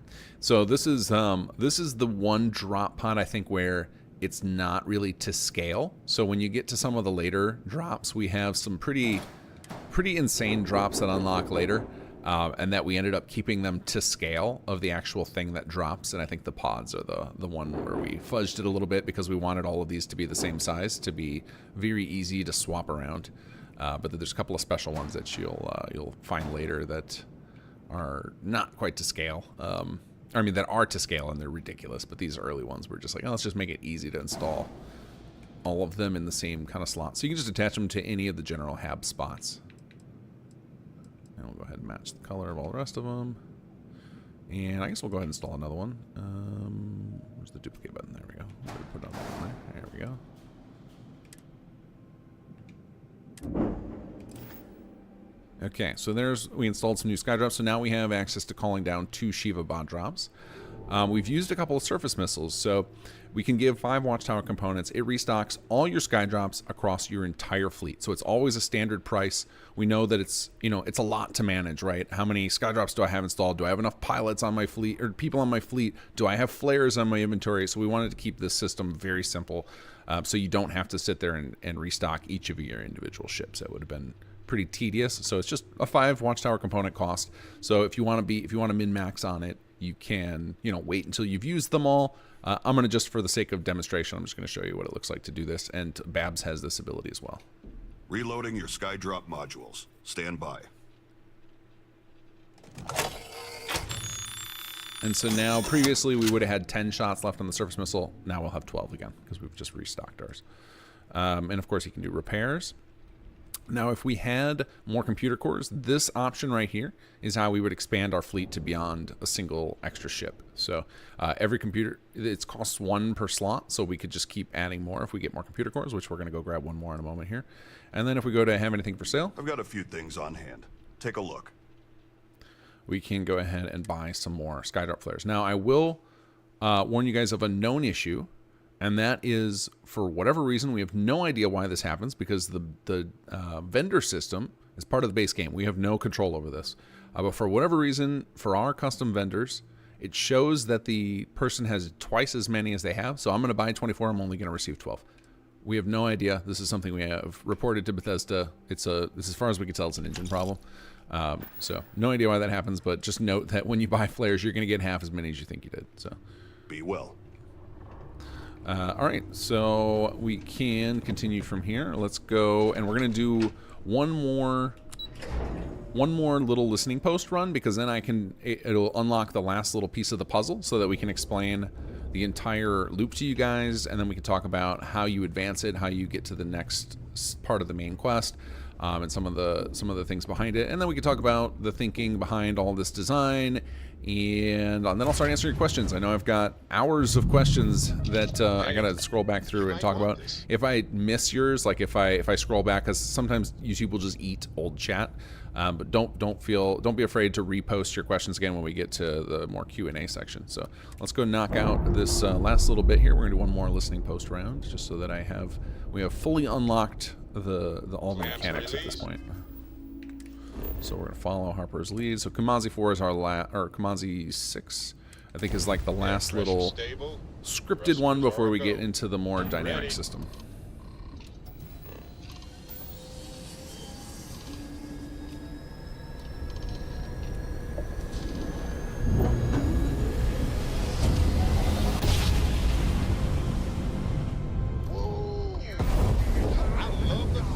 Oh, we're getting attacked by some Starborn. Let's see how the Armadillo holds up against Starborn.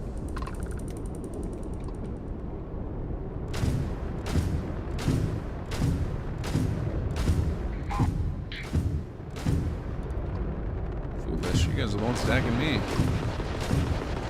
Oh yeah. Take them out.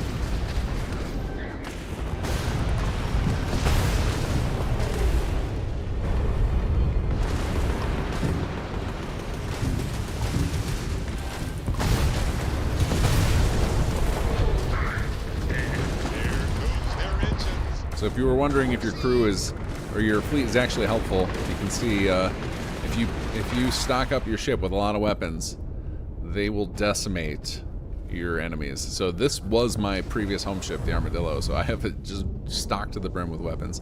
Then this one became my new one at some point in my playthrough. So if you trick out your fleet ships, they will wreck shop in random encounters. And again, I went over this earlier, but now some of you guys joined the stream later. If you find that having a fleet is invalidating too many of the base game space encounters, we do have a gameplay option setting called fleet availability, which will, if you set it to limited, they will only show up for Watchtower encounters in space, which are tuned knowing that you will have multiple ships. Okay, let's head over to the next listening post.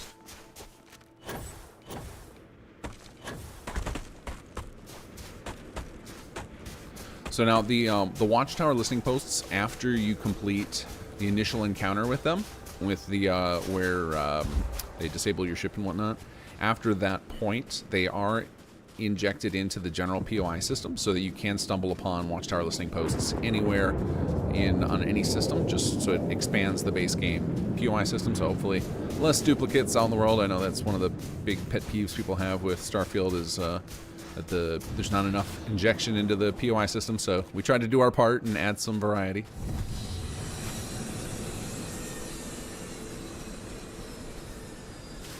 So I don't know what the total count we have of new listening post designs is, but I know that for each of them, I think we have 4 or 5, maybe even 6 different variations of how the encounter plays out. Sometimes you'll find that there's different ways to enter. There's one variation where you'll get ambushed on your way out, so it'll be empty on the way in, and then as you come out, Watchtower will skydrop on you. They'll drop in a bunch of mechs and troops and stuff, which is really cool. There's also different variations for much later in the questline when you've dealt a pretty serious blow to Watchtower. You'll start to see that other factions will show up, and sometimes you can come across and like Terramorphs will be attacking. There's a lot of variation to even the same base. If you see the same base, you may have a totally different experience each time.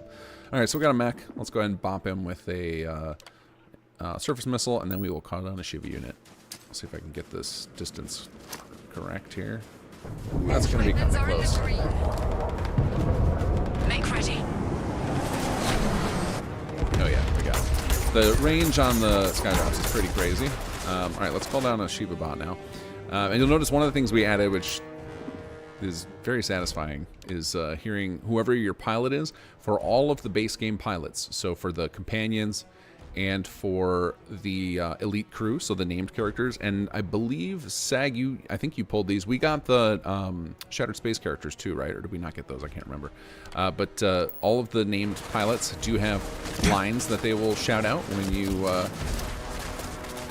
use them as your pilot and you call down a skydrop. Find a place to take cover. All right, here comes our drop pod with the Shiva unit. Not going to do much against the mech, but hopefully it'll distract some of the Watchtower troops. And you'll notice we took heavy inspiration from Liberty Prime's voice design for the mechs. We are huge Fallout fans. Structural integrity compromised.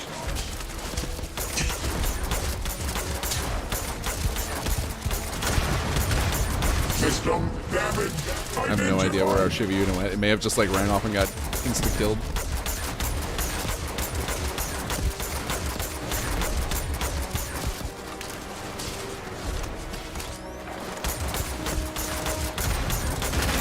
Invalid. Registering. That's the best you got.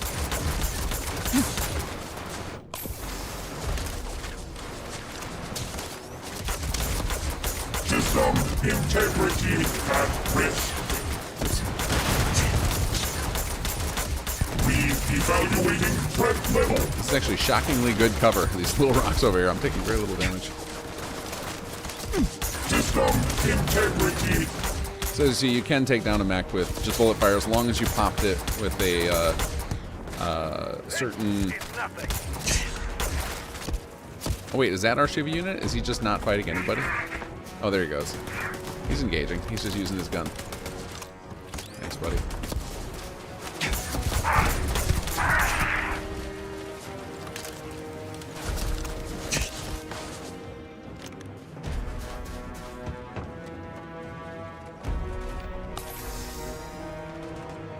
I can take you. Still waiting to get myself a helmet. Alright, let's grab some Watchtower components here. Oh, wait, was that ours? Oh, that's our Shiva unit over there. I thought it was because they used those too. Oh no, they took them out.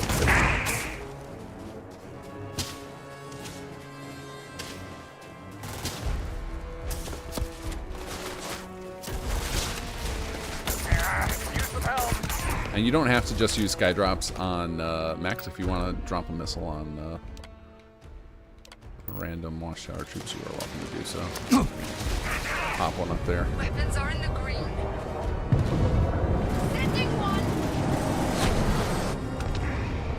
And we tried to make them. Most of them should give you experience for the kills. I think there's a couple that maybe don't.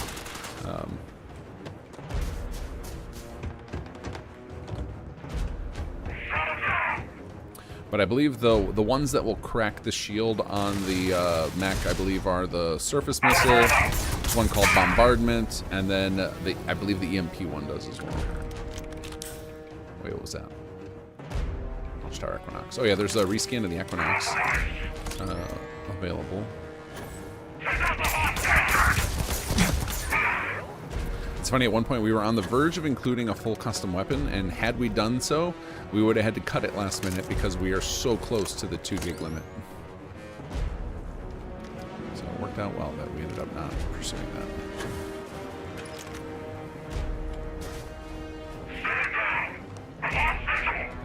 find the password, which I believe is way up there.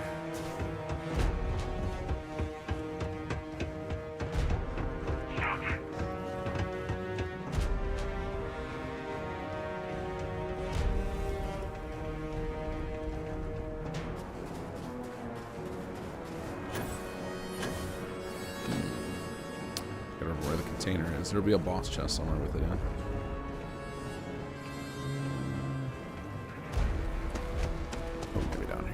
Searched over here. Here we go. Listening post password. There we go.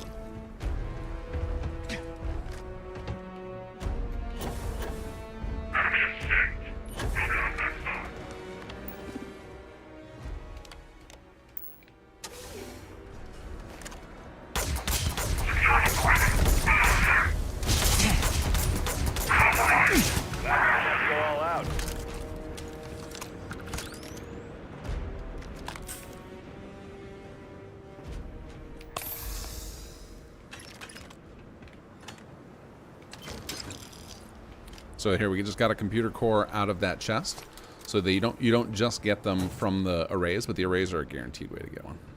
So let's find the array coordinates. There we go.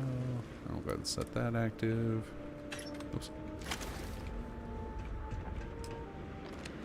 Okay, now occasionally, even ones that are populated, when you come outside, you can get ambushed by further. Watchtower will send in their own sky drops with support. We fortunately did not get jumped like that, so. Okay, so we're almost, for those of you who are waiting for me to answer questions, we're almost done with the last little bit I'm going to play with, and then I want to talk to you guys about the how the loop works and how you get to like the final encounters in the main quest if you're you know, if you're not interested in going through a loop gameplay.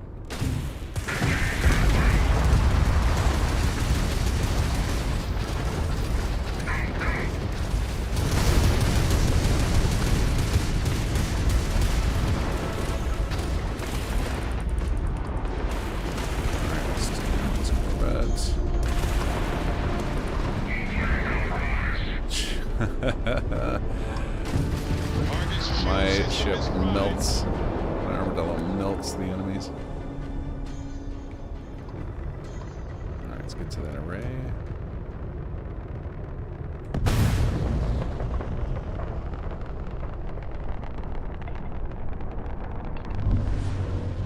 Okay, and you can see we've got another computer core, some components, and some intel. Alright, let's head back to Stardock. Check in with Harper.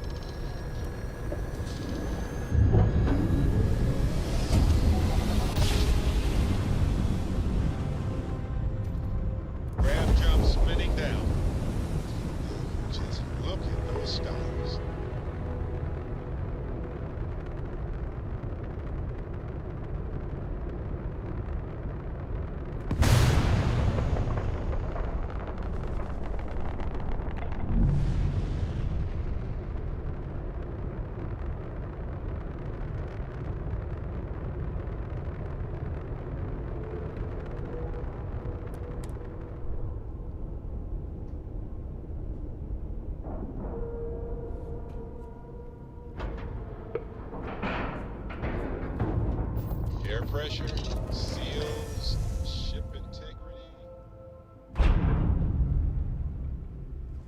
Okay, so let's go talk to Harper, and she will unleash the last couple of mechanics here.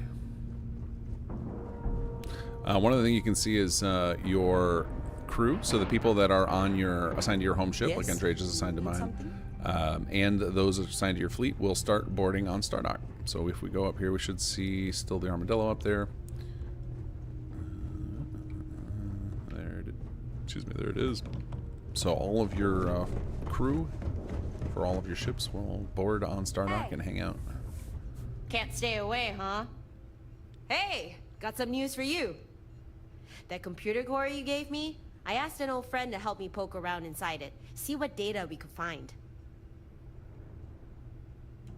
Sure did. Now, I already knew Watchtower likes to dabble in cybernetic tech. One look at Gren gives that away. But what I didn't know is just how varied and niche their tech can be. Body mods, organ replacement, and a whole series of neuroamps. If Watchtower ever commercialized, they put Ryujin out of business. Anyway, what we managed to pull data on is blueprints for some of Watchtower's neuroamps. Only basic models, but still, nothing to thumb your nose at. Not me, no. First, I asked Gren if he could build them, but he said something about him being engineer, not a doctor, which got me thinking. I just so happen to know a few doctors, and at least one who has experience in cybernetics, Dr. Lane. So I asked if she'd mind joining us here. She agreed, and now we got a medic to treat ailments. Also, she can research and build Watchtower spec neuroamps. Not bad, huh? If you're interested, go to the new infirmary and talk to Dr. Lane. She can fill you in on the specifics. Now, anything I can help you with? Okay, so now we have, there's a couple of things we can do here. We can turn in intel that we find.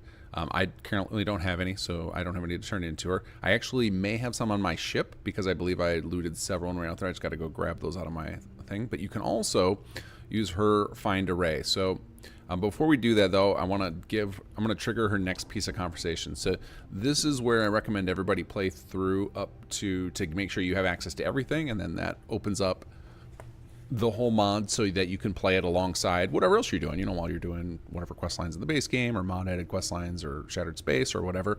But get it up to this point, because once you go to exit this conversation, she's going to be like, hold on a second. Wait, before you go, I've been thinking some more about those spy arrays. I've managed to gather a little more info on them. It's not much. A lot of it is guesswork, really. Still, I think you might find it useful. The arrays seem to be linked in a sorta network. If a critical major array is attacked, you can expect a more aggressive response from Watchtower. As well as any of the less important minor arrays it was linked to self-destructing once the major one has been destroyed, and they lose connection. But perhaps if you were to destroy some of the less important minor arrays first, it will lessen Watchtower's reaction when you attack a major one. And you'd be able to salvage more components too. But how you go about it is down to you. You'll have to decide on a strategy you think works best. I've made my notes on my terminal. Feel free to check them out for yourself. Might also help you keep tabs on the systems you've already cleared. Anyway, that was all. Later. So what she just described, she just summed up, is something that, like, on an infinite timeline where we had unlimited money and resources to pursue anything, and unlimited space, because I think if we had another quest here, we would run into we would have ran out of space and not been able to release at 2 gigs. But she just summarized basically the loop there, and that's that there are a series of major hub arrays, and each of them is linked to a minor array. And once you click this terminal here, you get access to some new HUD elements. I'm going to show you guys. So in here, if you were to read through all of this, and you can scroll down, it talks about how the major arrays work.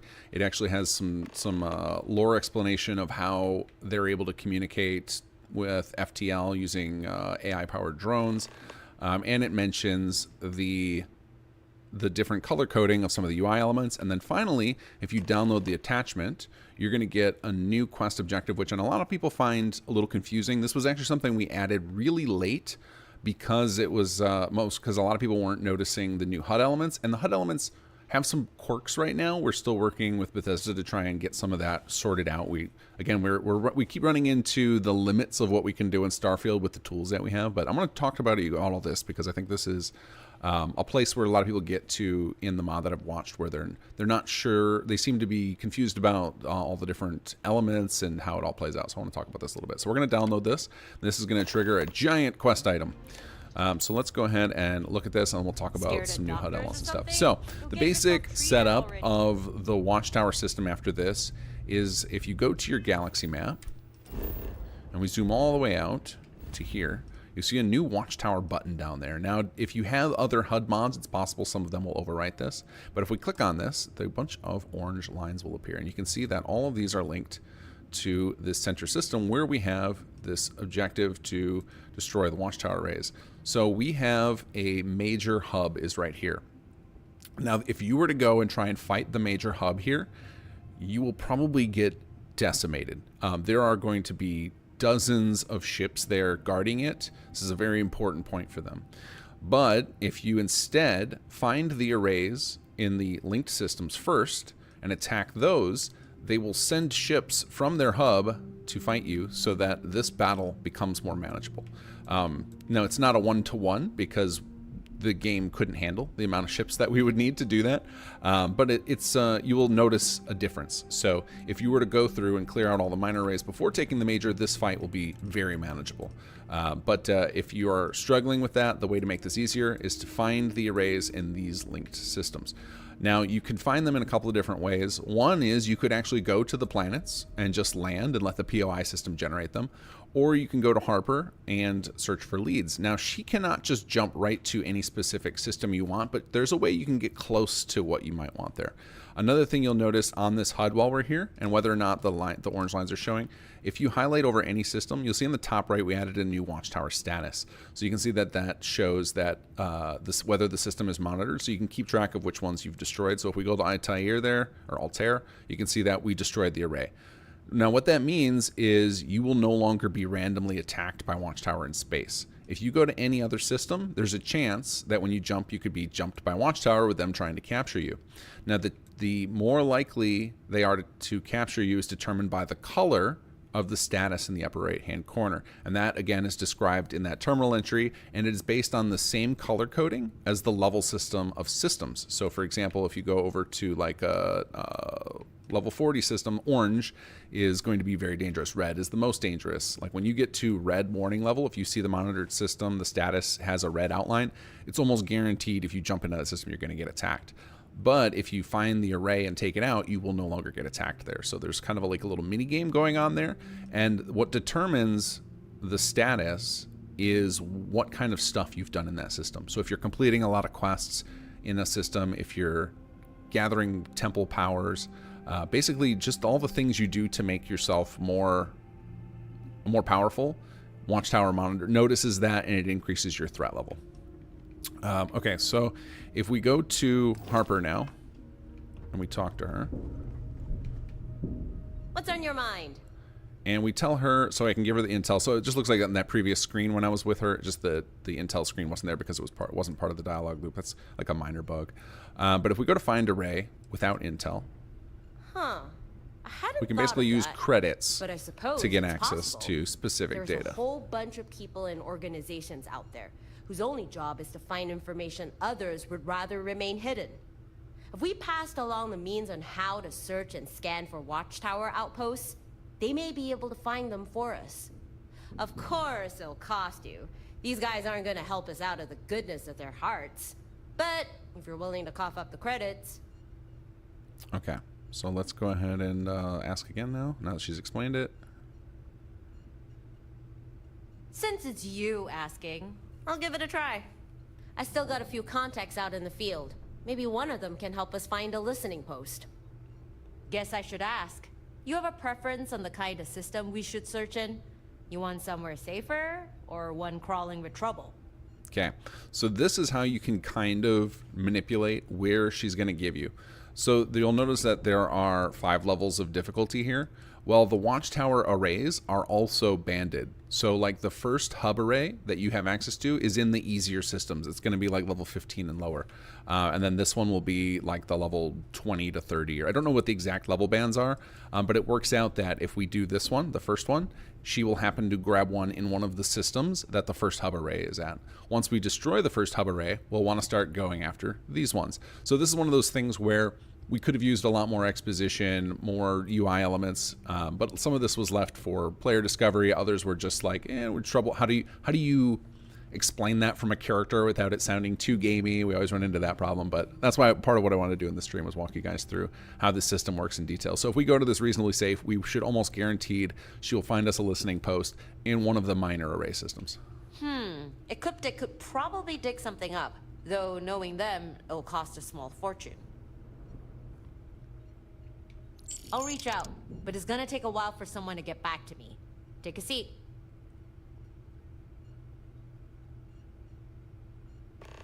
Okay. Intel pointed to a post in a system not too far off. Just sent the coordinates. Gonna trust you to do things right. No starting fights you can't finish, okay? Okay, and then if we were to give her intel, they're totally random. The idea being that, well, you don't know what intel you're going to find on Watchtower, so you're going to get leads in any system. So let's go ahead and go to the follow Harper's leads, and we'll see if she did, in fact, give us one. We'll go ahead and uncheck these. That's in a, so we're going to say no. I just want to see where the system is. So we've got one in a level 20 system, and if we go to Watchtower Major, you can see it is indeed linked to the major array. So that is how you will, if you want to manipulate the system to clear out the minor arrays, you can do so. Now, she did mention in dialogue, she mentioned it very briefly, and you may not have picked up on it. Once you take out one of the array hubs, it will destroy all of the linked arrays as well. It basically cuts off their access to send data to the rest of Watchtower, so they're effectively destroyed, so that you will be free to monitor or to roam in all those systems without being attacked. Now, the downside to that is Watchtower arrays are your easiest way to get computer cores. So if your goal, if you're trying to grind out and you want to get as many cores as possible, this is a real easy way to get cores to unlock all the different things. So the things you can unlock, new sky drops, expanding the size of your fleet, and now we're going to go talk to Dr. Lane, and you'll see that's also how you unlock the cyber amps, which are the little facial cybernetic things. You really ought to see a doctor. Oh wait, that's me. Ha, you must be Harper's friend. Dr. Sophia Lane, formerly of the field surgeons, currently on sabbatical, now presiding over this station's quaint little clinic. And apparently, I've been roped into some sort of project. Something about a secretive organization and data on a new type of technology. I'll admit, I was, and still am, intrigued. My life's been a series of unexpected detours. I've learned to roll with the punches and accept new opportunities as and when they arrive. Now then, Harper provided me with a Watchtower computer core. And with some help, we managed to extract enough data to guide the construction of a new type of neuroamp. Although, not a neuroamp. No, the technology is similar, but fundamentally different. It's more invasive. Closer to true cybernetics, really. Anyway, I've taken the liberty of constructing one of the cyber amps. This one apparently improves an individual's piloting skills. Hopefully these amps provide just that. Although no reason to keep them to yourself. Members of your crew may also find them useful. So, here you are. This is the cyber amp I already fabricated. Use it in good health, or don't. It's your choice.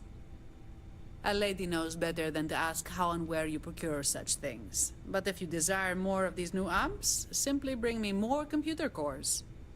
But before any of that, tell me, do you require any medical attention or supplies? If you have the credits, I am sure I can accommodate. Okay, so now Dr. Lane obviously has normal doctor services. You can buy stuff from her. You can find out about her background. But what we're showing off here is unlocking cyber amps.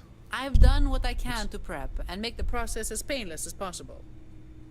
Based on the data I previously pulled, I have a rough idea on the type of cyber amps we may be able to extract from a core. Here, take this slate and see for yourself.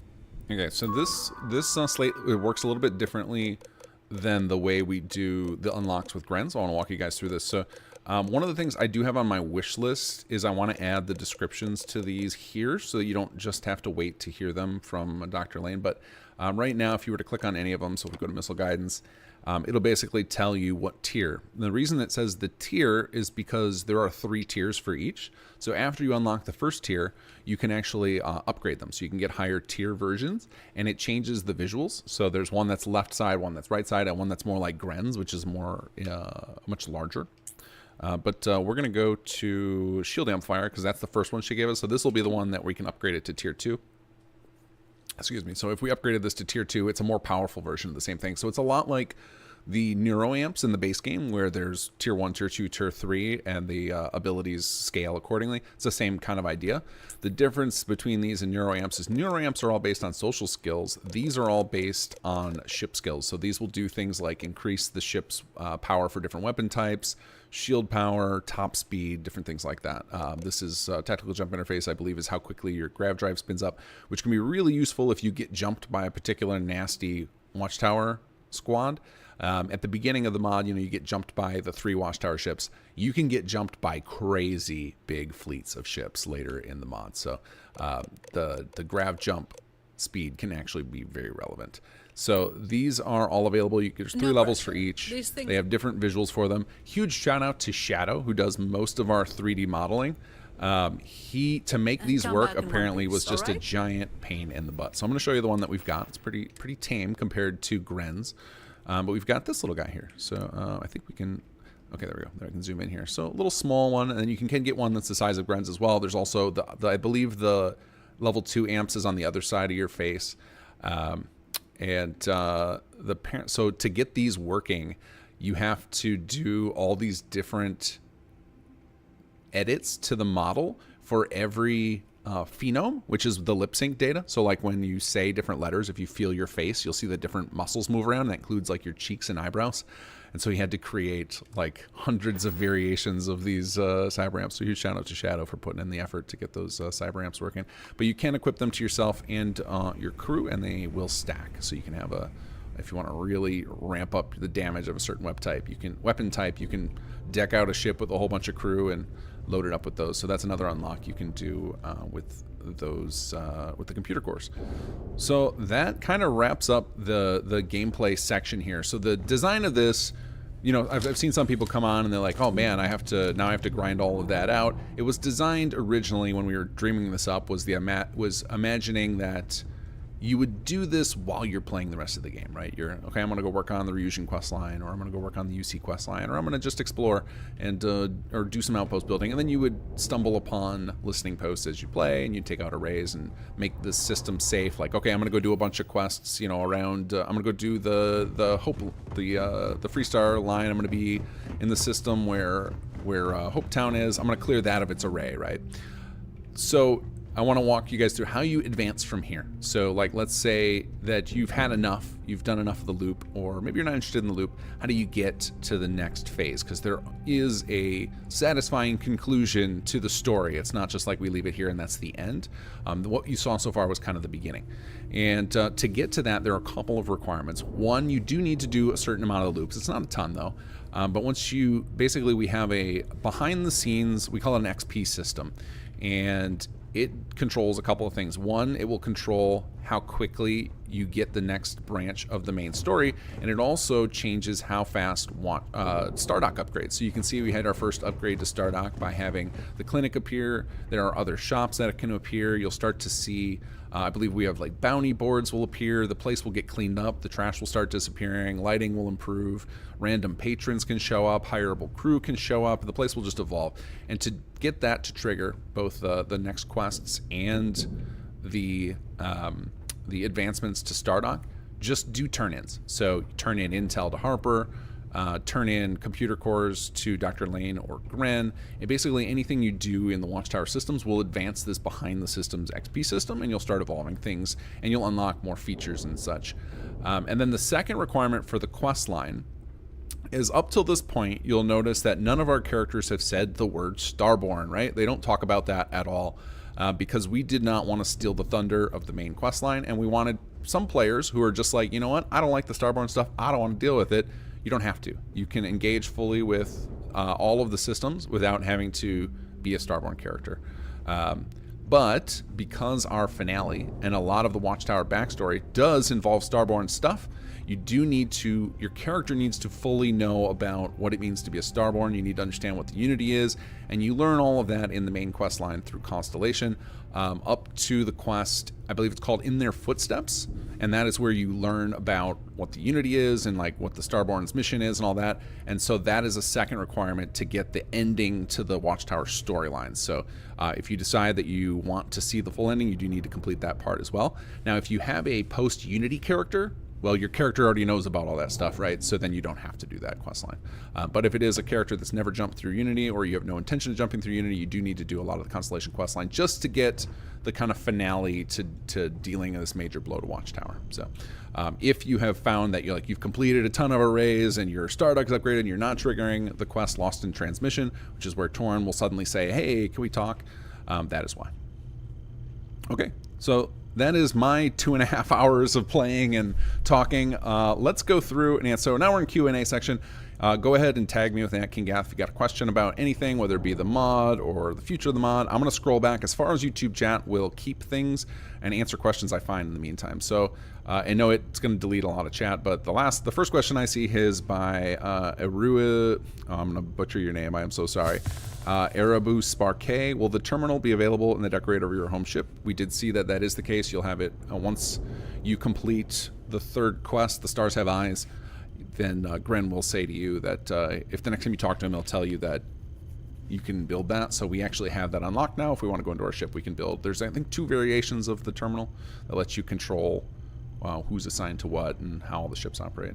Let's see. Blackfish says, we really need to know if the crew is already assigned to a ship. Yeah, that is something on my wish list to change the terminal. But let's, real quick, so this thing right here, this menu, where's it at? Crew. So this menu. So we do have a mechanism to integrate assignment into this menu. We have to do some work still, both in the CK and then some changes to the HUD, but that is something that will be in a future patch. You'll be able to actually assign people to the ships here, and you can see that it already kind of works, right? We have Armelia is assigned to the Armadillo, and that shows up here. So we've got part of it already solved, but we're actually going to have an ability so that your fleet ships will show up in this list too.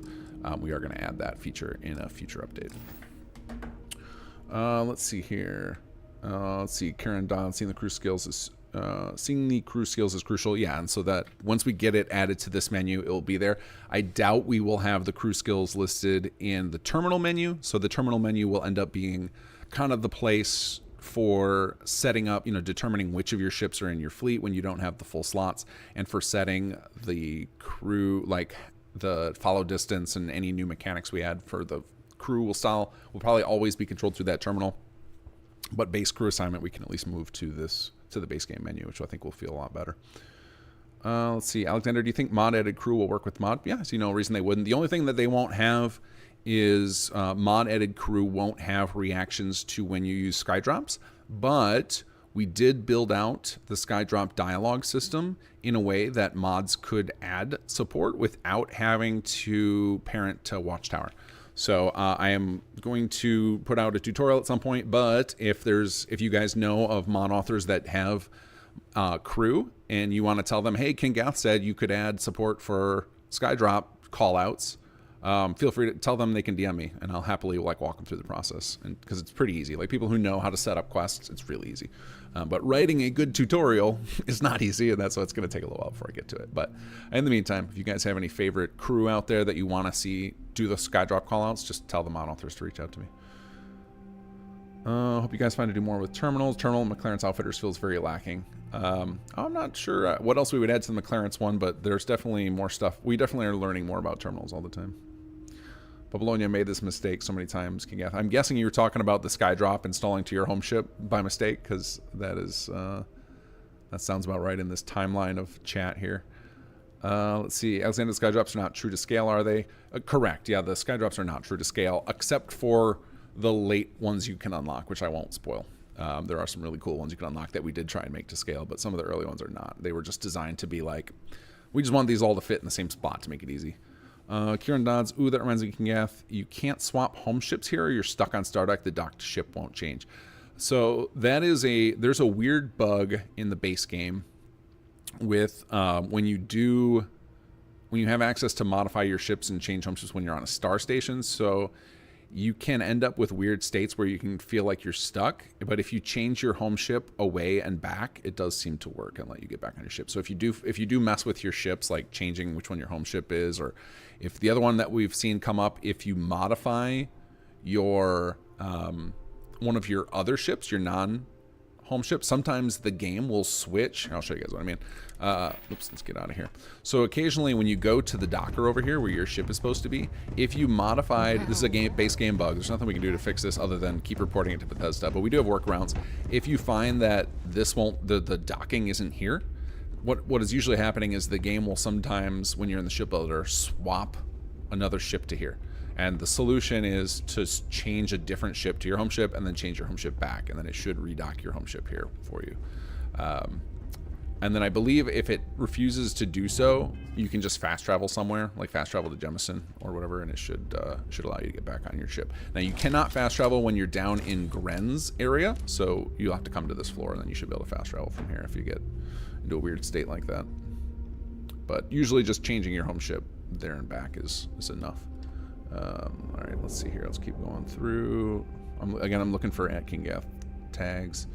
Comic Investigator, do you think it will be possible for the MP Skydrop to also affect enemies with jetpacks? You know, basically making the animation where you shoot the pack, fly up, and explode. That's not our current intention. Somebody could probably mod that. Maybe we do want to do.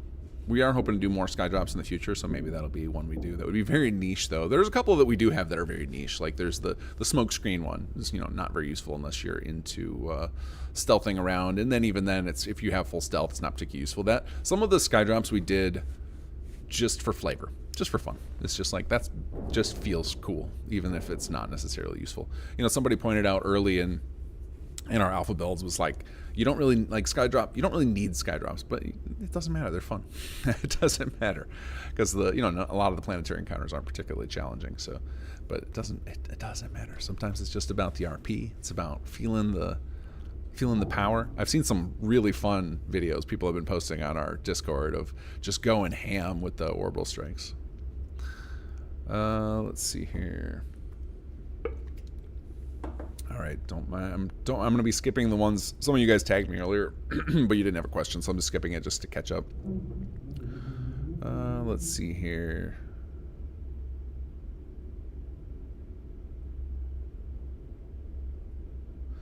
All right, Blackfish says, Fleet Commander mod has a setting to protect your fleet ships from being destroyed. Can this mod's fleet ships get destroyed, or do they have plot armor? Okay, so we have them set up so they can't be destroyed. And we do this because it would be very unfun if they could be destroyed when you have no way to monitor them, right? You would need a UI element that showed their health, so you'd be like, oh, such and such is in trouble, I need... And then you would need some sort of mechanism to be like, all right, let me repair them because I can't find them in the 360-degree space. But there is a known issue in the base game where the essential flag on ships, which is what allows us to prevent them from being destroyed, can just fail sometimes. So your ships can be destroyed. It's very rare, and it's actually an engine bug, but just so you know, your ships can be destroyed. I bet even with the mod Fleet Commander, it's probably the same way. It's just a base game engine bug. If that happens to you, your fleet, the crew of that fleet should get dismissed, and they will all end up back wherever they were. So if they are named NPCs, they'll probably go back to wherever their home planet is, or wherever you recruited them from, and you'll have to go find them again and re-recruit them.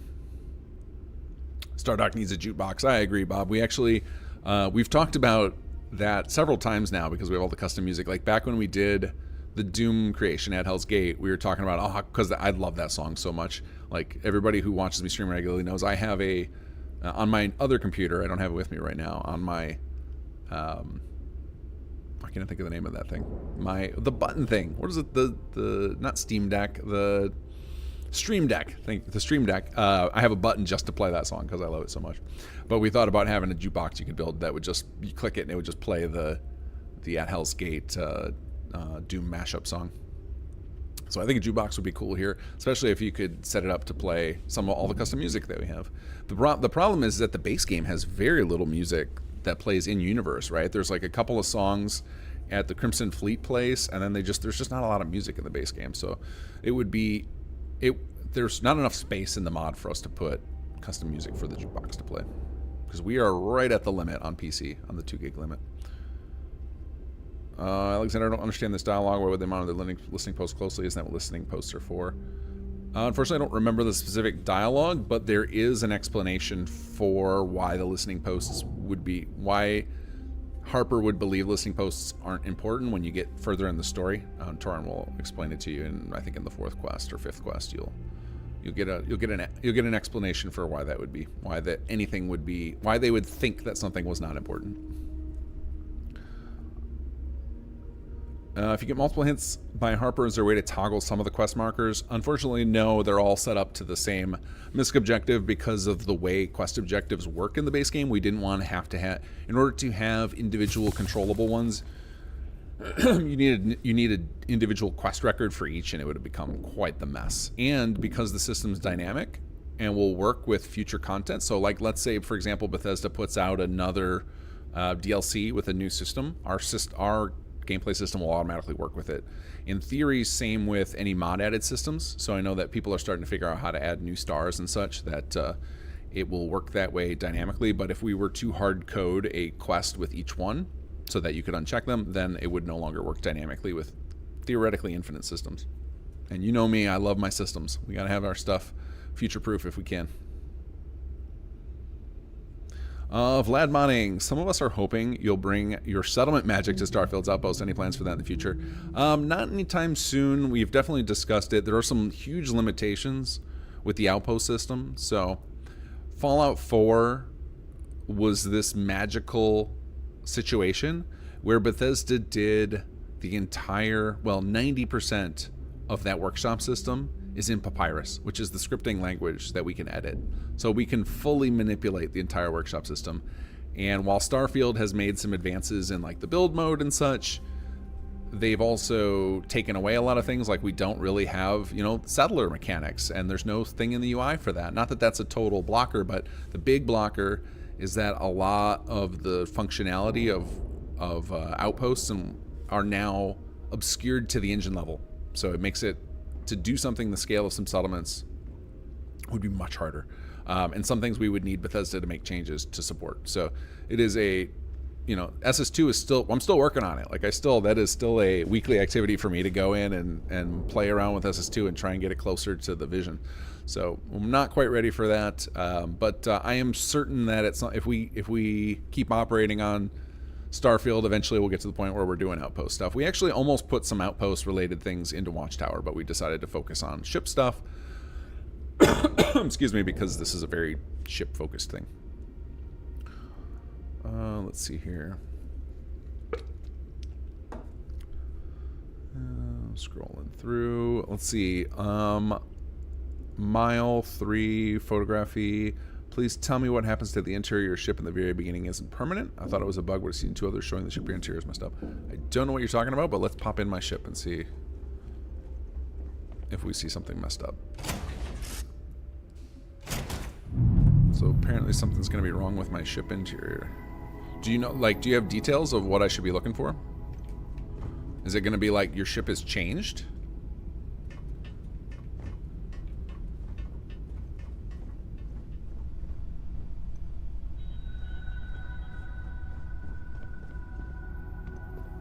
I don't walk around my ship very often, so I don't know if I would even recognize if there was a change, because I just tend to go right to the cockpit. You've got my undivided attention.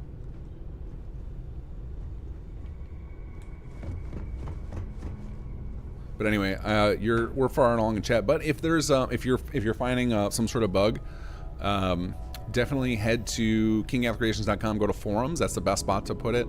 And then if you dig around in there, you'll find a link to our Discord as well. You can also report it there. For stuff like that, like a lot of this stuff, where right in the early throes of release, we're just getting so many people coming on Discord with questions and stuff that there's not a guarantee. You will probably get faster responses on the forums, but you're welcome. If you hate forums for some reason, Discord is available as well. But that's the best place to post that stuff, and we are patching fast and furious. So, Nick Carter, does the Watchtower mod tie into Shattered Space DLC at all? Not really. I think we probably do have a monitor in that system. Like Watchtower probably has a monitor in there because it's dynamic, and I believe I asked earlier, but I didn't catch the answer. I believe we have support for excuse me, the Shattered Space companions, recruitables to call out the skydrops, but I can't recall. That might be something we have to put out as a patch. I can't remember. Dirk Marker, and I use Korodic's mod Fleet Commander because it lets you share cargo space with ships in your fleets. Would having that mod work with Watchtower cause any issues? So, in theory, they could work together, Derek, but what you would want to do is use totally different ships for each, right? So if you assign a ship to work as part of Korodic's Fleet Commander, because I think that one has a limit of 4, don't use those same ships as part of your fleet that you assign during the quest for Watchtower. I think if you had overlap, you'd probably get some really wonky behavior. I would imagine that the AI packages, because he would have to give custom AI packages, will conflict. I have spoken briefly to Korodic about, you know, is there anything either of us can change to try and make our mods better, more compatible? But I think there's always going to be some, like, a little bit of friction there just because we're doing the same thing. So, as far as we have talked about doing something with cargo space as well, but we were trying to... we were trying to focus on the core experience of, like, you know, the fleet is mostly there to support you with sky drops, and, you know, it's just fun to have them in space combat with you. But we didn't get too deep into special mechanics with the fleet stuff, so that'll be something that we patch in later.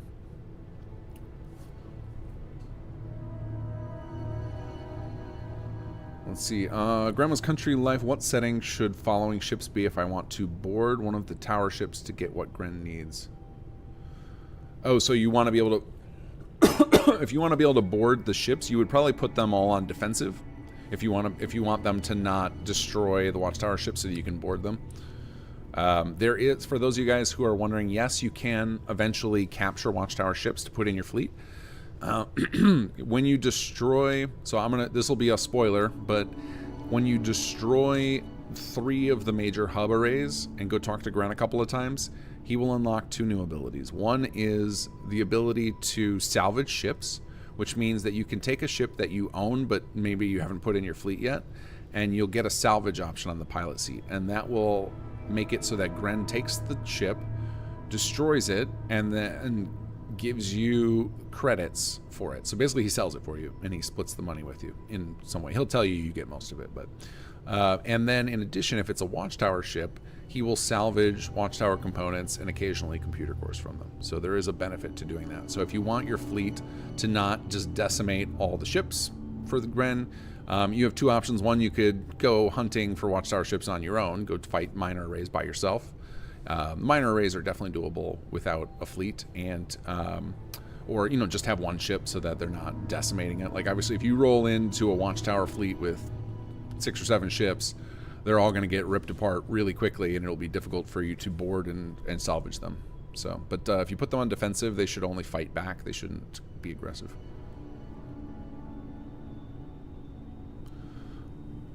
Let's see here. Looking for more questions.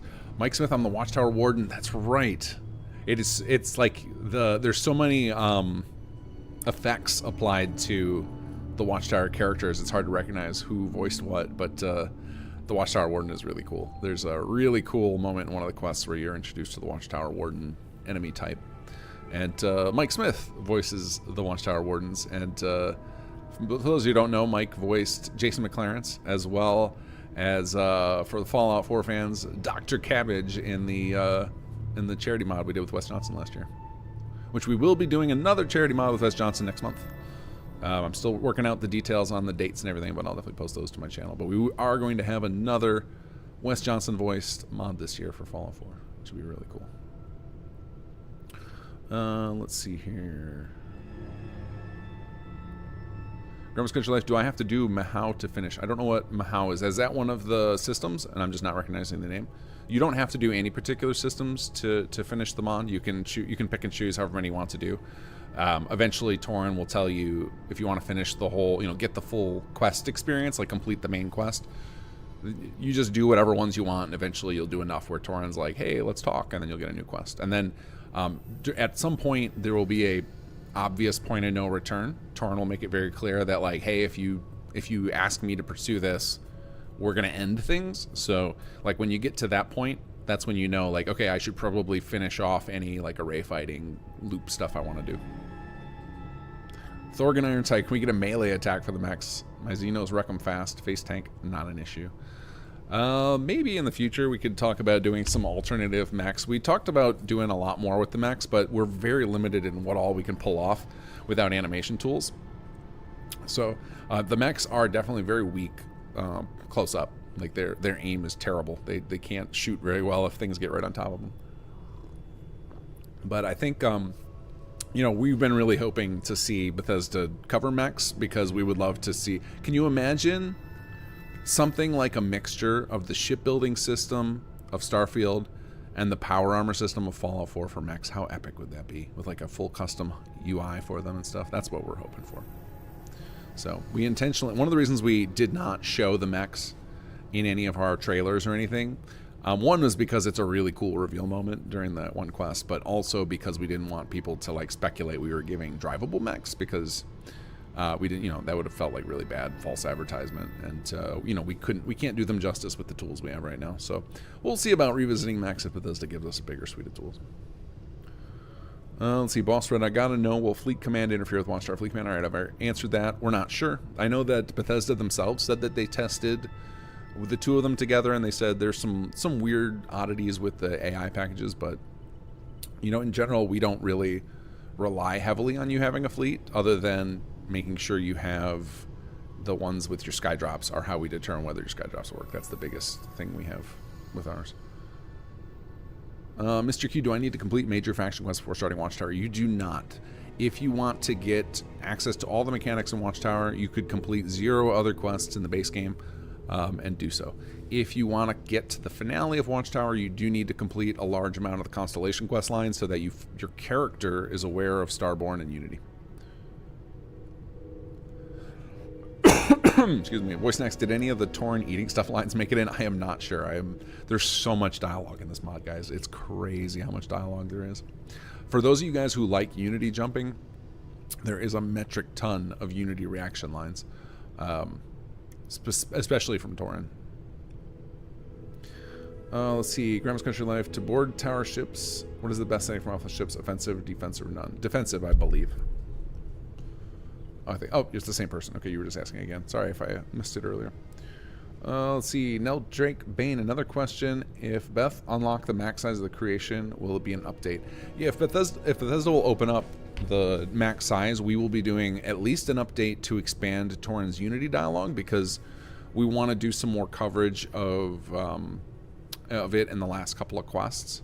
So there's a point where you'll go through Unity where you'll get a lot of variety, and then it'll seem to just stop where you don't get variety on it, and we want to add some more to that. But we were at total max based on dialogue and just a limit of time, because one of the things that's interesting with Unity stuff, and you know having that reactivity of like, what did you do in the last universe and what stuff does your character know, is you start getting into this infinite permutation situation of like, okay, well, if I know this, I can skip this, and then I should be able to tell this character that, and that would change how they react to this other character, and you get into this like impossibly deep web of possibilities. So we have to like pick and choose our battles of like, how far do we want to take it? Like, that's kind of why, you know, in the base game, when you do the Unity loop, there's only so many like Starborn options you get, right? Because if they did it, I think this is why Bethesda focused most of the post-Unity stuff to In the Lodge, because just the infinite potential permutations it would have created would have been untenable to do it well, right? Like, even so you could do like really bare bones response to the Unity jumping, but if you wanted to go deep and make it feel realistic, it would get pretty crazy. So we had to find a balance there, but we would like to add more of that stuff if we get a bigger than 2 gig limit. Let's see, Grandma's Country Life, how long before the UC or Freestar won't see your mechs? So they, right now, so this is a spoiler. If you go to Gren and you have a ton of mech components and sentient AI adapters, he will offer to create you a mech skydrop, and you can have your own mech drop. Right now, it is not considered illegal. We do have that on our wish list board to make it so that if you have one of those attached to your ship, that you will fail the contraband scan. But like, how does that manifest, right? Are we going to make them strip that part off of your ship? Or are we going to make them find you? So like, we ended up not having time to pursue how that would play out. But it is on our wish list of like, hey, these factions should care if you're running around with a freaking mech. So for now, it's just like a little. Maybe you'll have to headcanon why they don't care. You just tell them it's a giant robot, right? There's no one piloting it.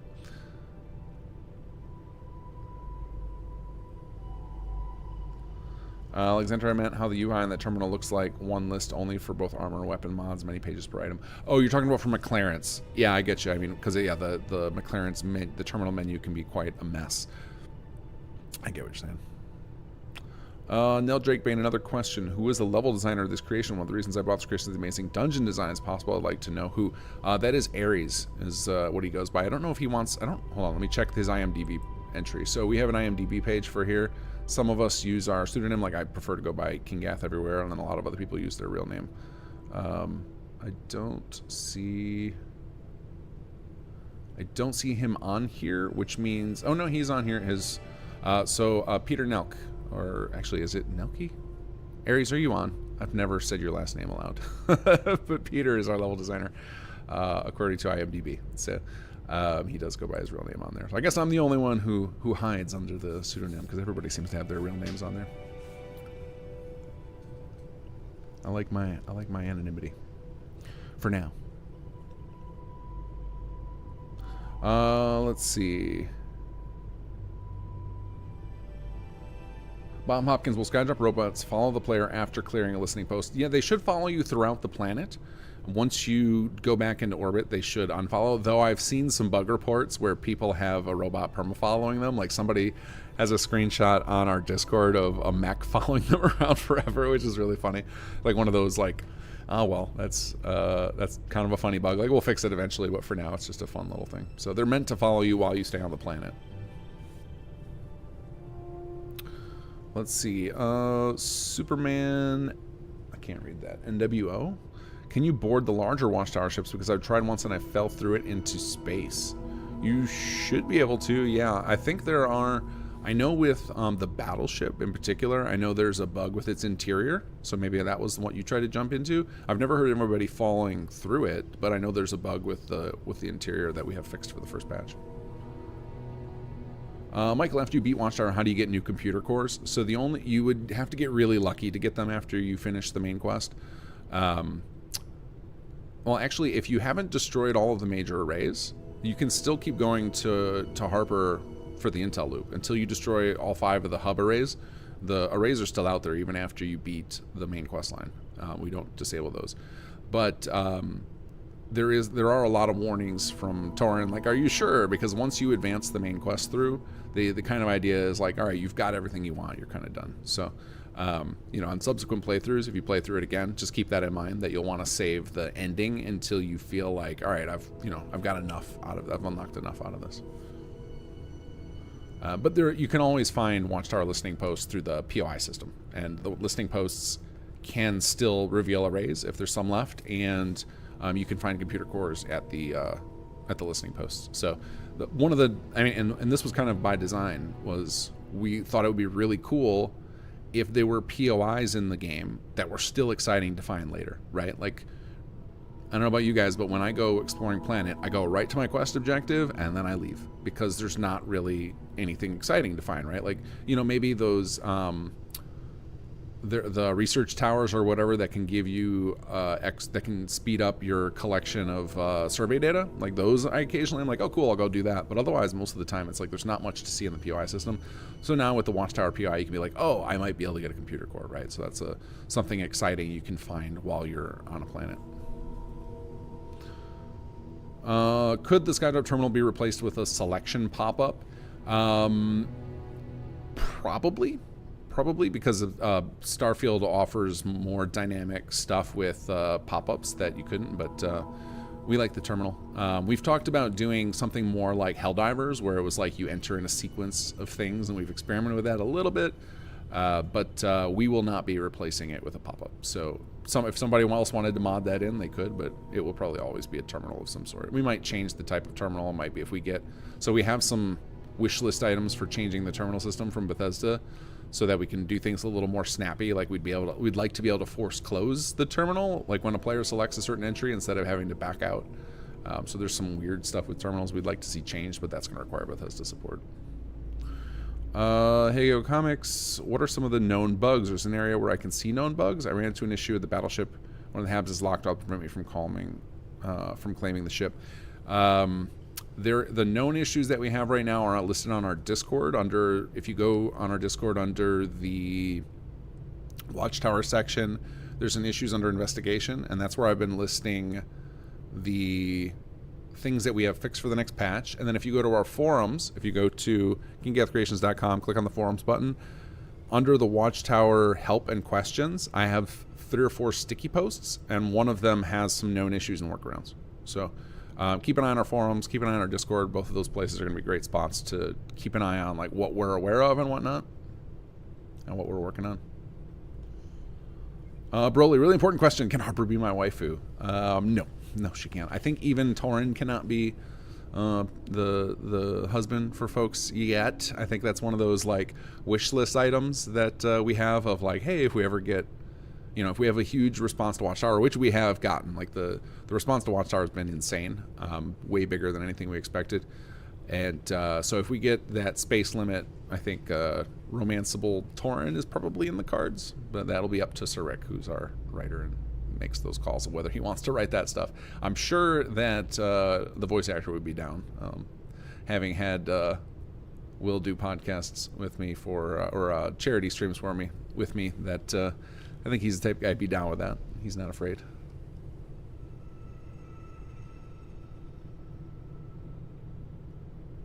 Hold on a second. I had my chat just jumped on me. Okay, let's see here. Sweet Pea plays. I boarded a Watchtower ship, and they just kind of ignored me, and they were security is supposed to be like that. So what happened? What you ran into there is your system basically, or the game engine itself. And I think this happens a lot on Xbox, but it probably can happen on PC too. The game engine has a limit of the number of characters it can control simultaneously for AI. So if you board a ship and there is a lot of stuff going on in space, the AI can just get overwhelmed and it will just refuse to acknowledge them. Now, if they were security, as in they weren't Watchtower guys, they weren't the guys with the Watchtower suits on, that I think is a bug that we've seen before, and it's a Bethesda bug. So I believe we have a ticket in with Bethesda to try and sort that out. But if you're finding that, you can also run into just like, sometimes you'll board a ship and the NPCs will just not budge, and that is due to AI limitations in the base engine. Blackfish, you showed the space map has a Watchtower button. I don't see that in my game. So this is another thing we're working with Bethesda on. If you are piloting a ship, currently our UI elements do not show up. So you won't see the Watchtower button. You won't see the Watchtower status if you are in the pilot's seat. This is something where the function we use to send data between our thing and the base game just is disabled for some reason when you're piloting a ship. We know somebody who is looking into it right now, and somebody at Bethesda is looking into it, so we hope to be able to patch that away. But if you just stand up out of your ship or only look at those map elements when you're standing, like I'm on a ship right now and it works. If you're on a planet, it works. If you're on a star station, it works. It's just when you're in the pilot chair, for whatever reason, the UI elements can't communicate with the game correctly.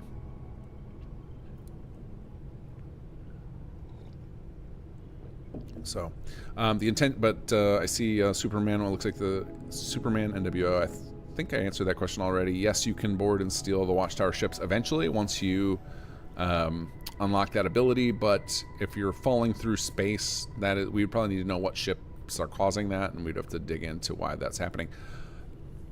I know during testing that never happened, so it could be a mod conflict, could be a save file issue, could be maybe something changed in the game when they released the patch.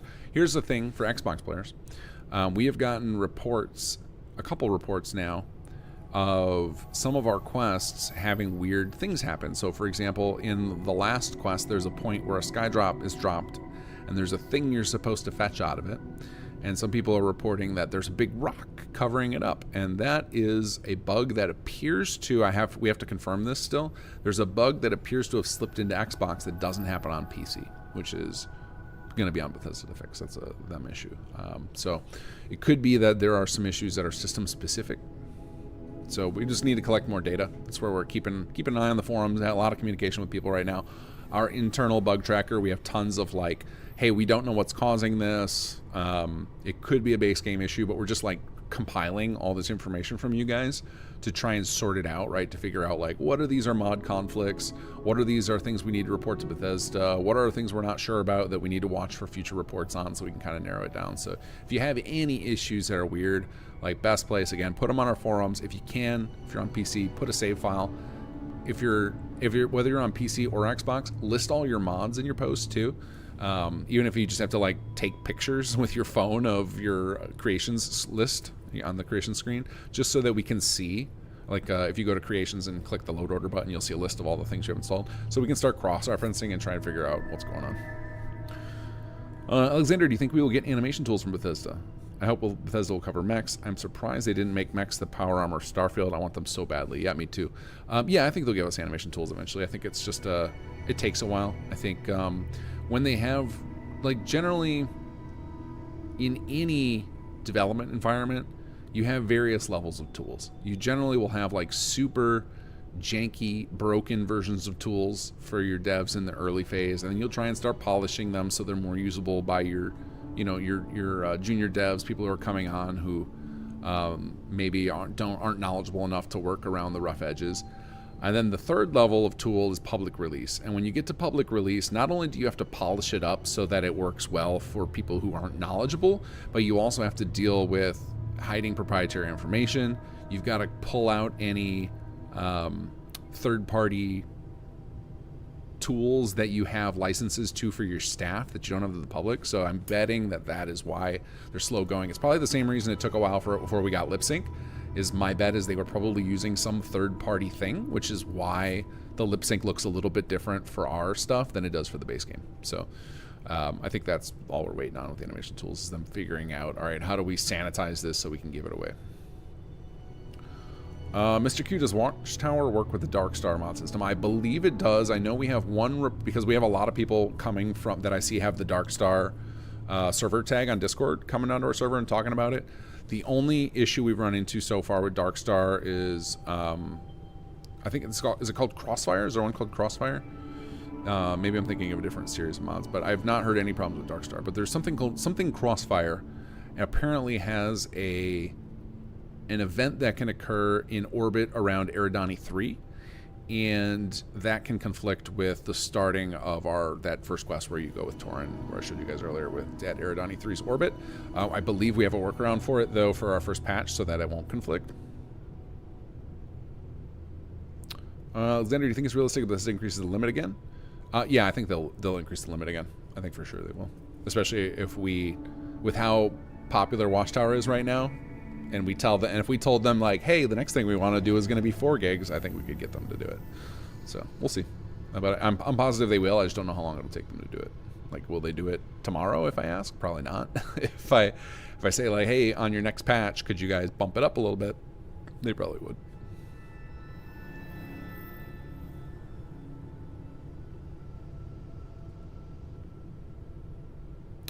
Grams Country Live, any issues with shipbuilder mods? Gren's panel dumps my new ships and only recognize the initial ships I started this DLC. There shouldn't be any. I know. So Gren only has the ability to build, like, he's basically has the ability to build our Skydrop parts and the parts that the technician at New Atlantis can build. We use that template. But it shouldn't strip any parts. Like, usually when you go to a shipbuilder who can't build the same parts, you just can't build any more of those, but it shouldn't strip them. If it's doing that, I would say that that's got to be some sort of conflict or some sort of like base game bug.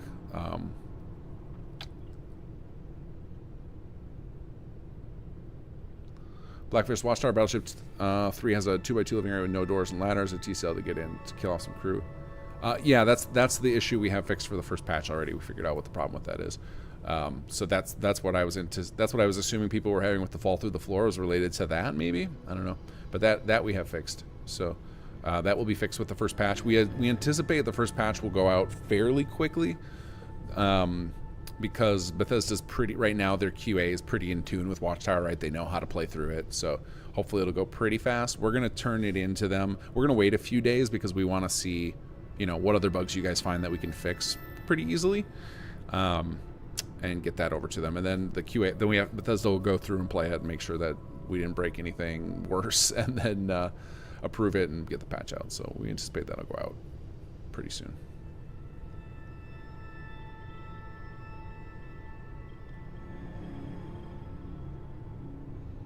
Alexander, I entered my email on the Watchtower website. When do I get enlisted? Soon. They'll be watching you. Make sure you keep pants on. I'm on my ship, out of my chair, still no Watchtower UI on the map. Had to back up to the... Oh yeah, you got to go all the way to the wide galaxy view to see it. Correct.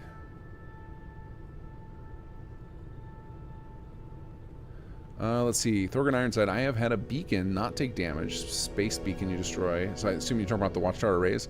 Leaving just wave after waves of enemies coming in. Fun at first, till absolutely overwhelming. But after reloading, it was destroyed easily. That sounds like an engine bug. That we unfortunately there's not a lot we can do about the health of things not changing. Like you know, as much praise as Starfield gets for being Bethesda's least buggy experience, it's a big, complicated, system-driven game. There's a lot of weird stuff that happens in Starfield.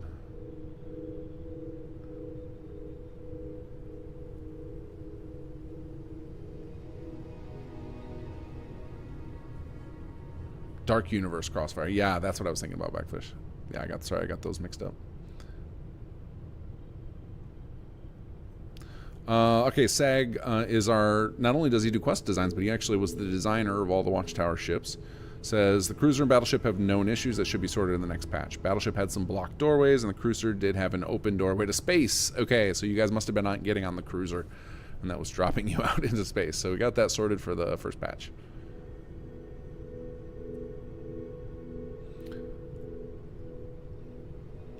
It's dumping the entire ships after I started Watchtower. You mean like the ship is just gone? It's not in your... I don't know what you mean by dumping. Is it just not available in your fleet anymore?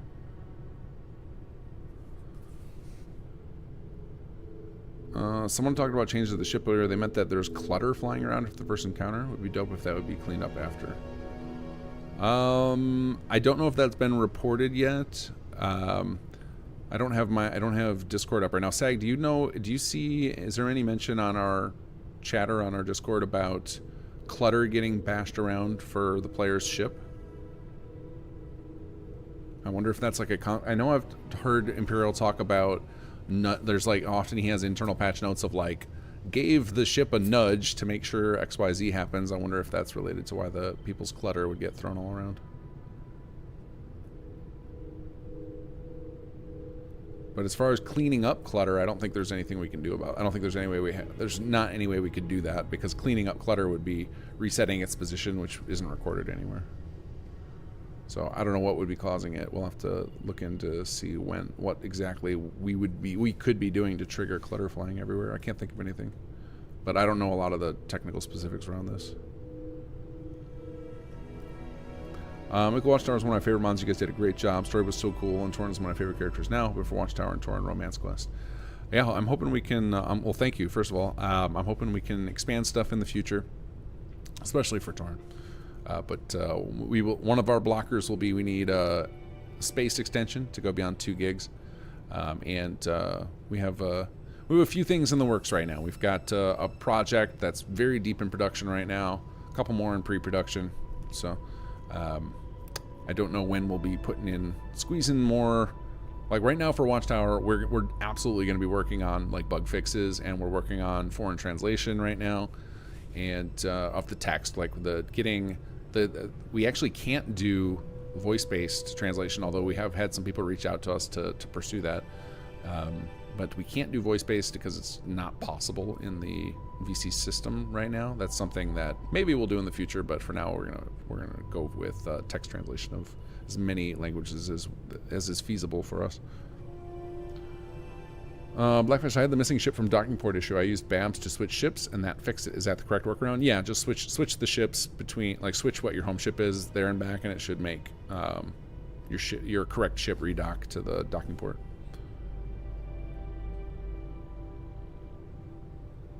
There's a bug with UI Playlist that affects the Chrono Watch.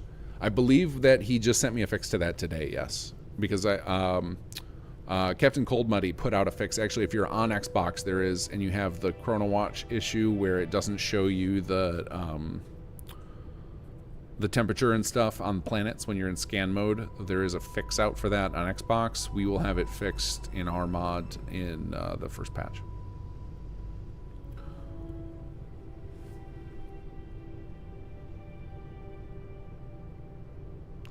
Bob Hopkins, can I store stuff in fleet ship cargo holds? I'm planning on making a dedicated Skydrop tender ship. Was wondering if I could dump resources there. I don't remember the answer to this. I know we talked about doing some interesting stuff with cargo on the other ships. I would say just try it out. Just go like... So I think what you could probably do... So if you're flying around, right, Bob, and you've got your fleet with you, if you get close to them, you can dock your fleet ship. So if you go dock your fleet, you could try going into the cockpit and entering, you know how you can access like the captain's hold and then there's a cargo access? I don't know what happens if you access the cargo on a fleet ship. You could try that. It's possible the game would just open your home ship's cargo. It's also possible it switches that to your home ship. I don't know. The game was not designed to do this, but we let you board them anyway because it's fun to see your crew, you know, manning the other ships. So I would say experiment. We never got deep into experimentation with cargo stuff yet. It's something that I would like to look into in the future. Don't see one. Okay, I'll have to put up a report for that of the clutter getting blasted during the kidnapping sequence. Alexander, so is new Starfield content from you guys still possible in 2025 or 2026? I would say more likely 2026. We have some pretty big stuff still to do this year. So, but we'll see. Like obviously, like Watchtower being a big deal, like a big popular thing is, you know, will change some math for us. But we have some pretty exciting projects in the works right now. So I'm not really looking to derail our plans right now because these are plans I've been so excited about for a long time. But there will definitely be a lot more. There will be several Watchtower patches for sure this year, and we'll see where we go from there. How can I duplicate items on the Clarence Outfitters mod? Did you get that feature unlocked? Did Jason mention it to you? So basically, the way McClarence is set up is the more stuff you have him deconstruct, the more features unlock. So if you just keep bringing him like dozens and dozens of unwanted legendaries, he'll start offering you more services.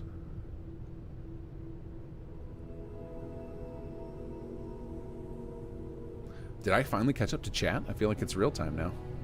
Does anybody want me to show them anything other than, you know, I'm not going to show off the last couple of quests because I want that to be, you guys should experience that yourselves, but I can happily go, we can go unlock a skydrop or something or whatever. But I have got, oh, actually it's pretty late for me actually. We'll give it, I'll go another like 10 minutes. So if anybody has any more questions or anything, we can keep going, and then I gotta go to bed. It's late.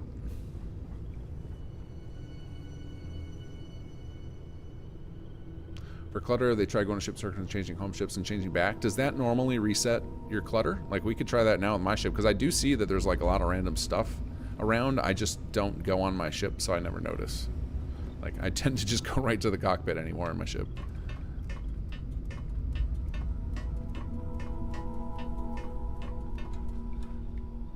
Oh, actually, I can remember how navigating the interiors of these ships that's a thing.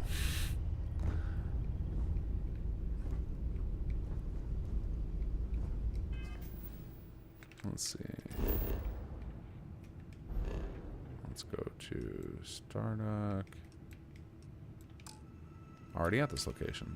Why can't I exit my ship?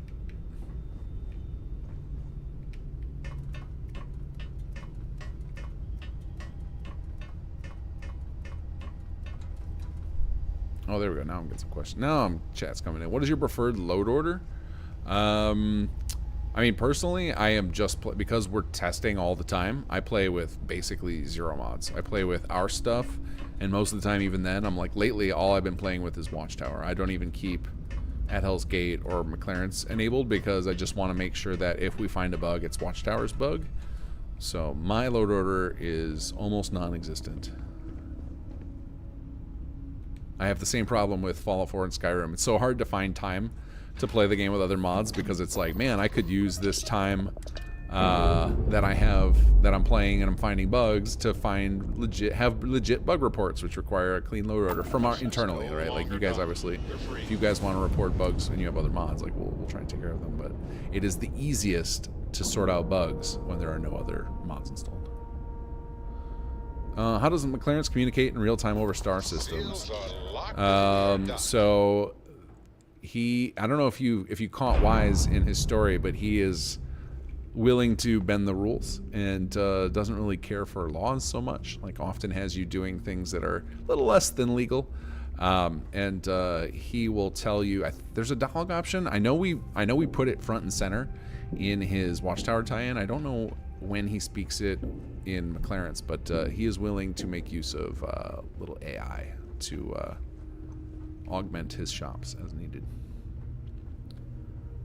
What's your favorite outpost encounter?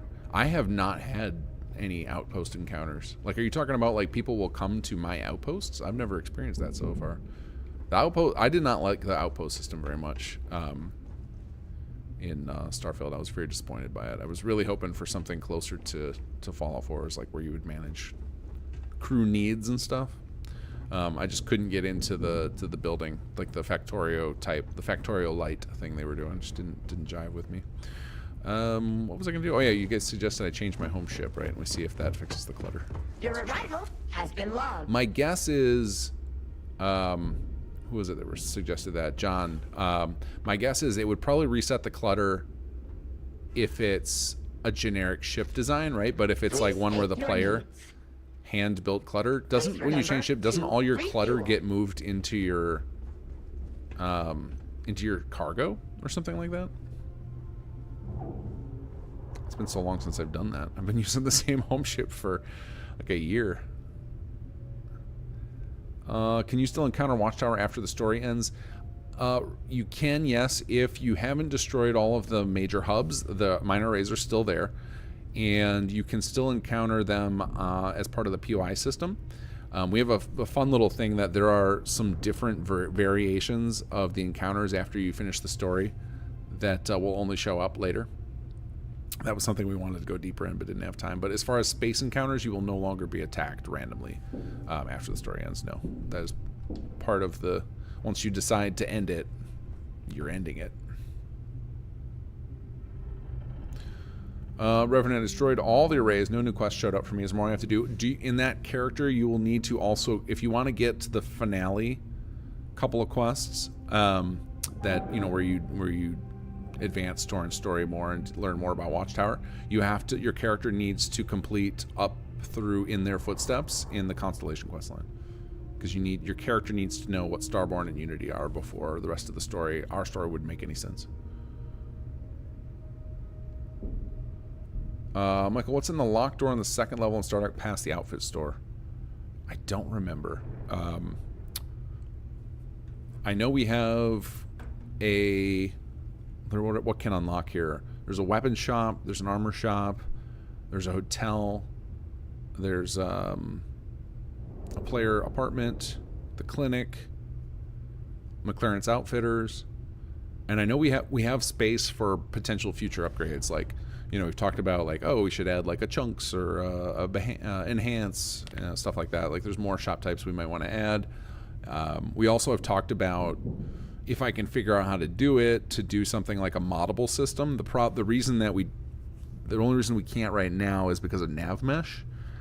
Because you guys know me, I love to do moddable mods. So, the dream would be like an HQ-like system where people could inject more upgrades to it, but because of the nav mesh, that's a big problem. So we don't have a solution for that yet. But that, I don't remember what's on the second door on the second level, but I would guess it's one of those things that I just named, or it's a reserved door for potential future content. Did Barrett get disabled during this video? No, I did dismiss him though before I started. But first, one of the reasons that we always disable him during playtesting is because he seems to be like excessively talkative. He will just like chime in with like Dusty all the time, more than the other characters. Could be my imagination. But also in this save, this is the save that I use for a lot of our team playthroughs. I haven't done any of the conversations with him after the faction quest lines, so he has like 6 conversations queued up, so he's just constantly asking to talk to me. So yeah, we would disable Barrett whenever we would start a new playtest session on the team. Blackfish, I gotta go to bed too. This has been a great opportunity to hang out with Kinggath. Kudos to you and your team. Love Starfield, and this brought a lot of new things to my favorite game. Awesome. I'm glad you're enjoying it. I'm glad to see a lot of people are enjoying it. It has been crazy, the reception. Again, there's so much hate on the internet these days, especially for Starfield, that sometimes it feels like there's not a lot of people playing this game, but that is not the case at all. There are a lot of people playing Starfield. Tezang, hello. I play on Xbox at Gren's place. Is a huge white box in the background. This box trains for a dance competition. That's interesting. So we actually do full Xbox testing on both Series S and Series X, and we did not run into any unique issues. We actually did for a brief while, but we determined if any of you guys is using Cheat Terminal, we found out that mod has some disasters in it. I love Cheat Terminal for spawning things, but its God mode system is horrendously broken, and you should never use it. It is really, really bad. It is so script intensive. The amount of stuff it has to do to simulate God mode is just untenable. But can you point to me? I'll leave my character standing in Gren's room. Can you try and describe, based on what you see on my screen here, what is the flickering thing that's driving you nuts?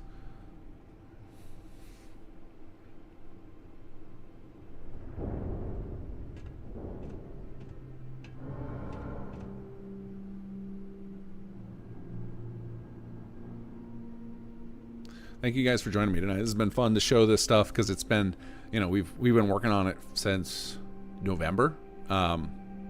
So this has been really cool to finally show it off. Huge props to the team. I know my name's on all this stuff and I get all the credit, but like I do almost none of the work anymore. Like I am now kind of the producer, kind of assemble the Avengers, let them do their thing. I'm the Nick Fury of the team now. And the real all-stars are our development team, the voice actors. So huge props to everybody who worked on this. The team is fantastic. The writing fantastic. Voice actors. It's really it's a huge team effort to pull this together. Check out the IMDb page. You'll notice that I'm barely on there because there are so many people involved in this.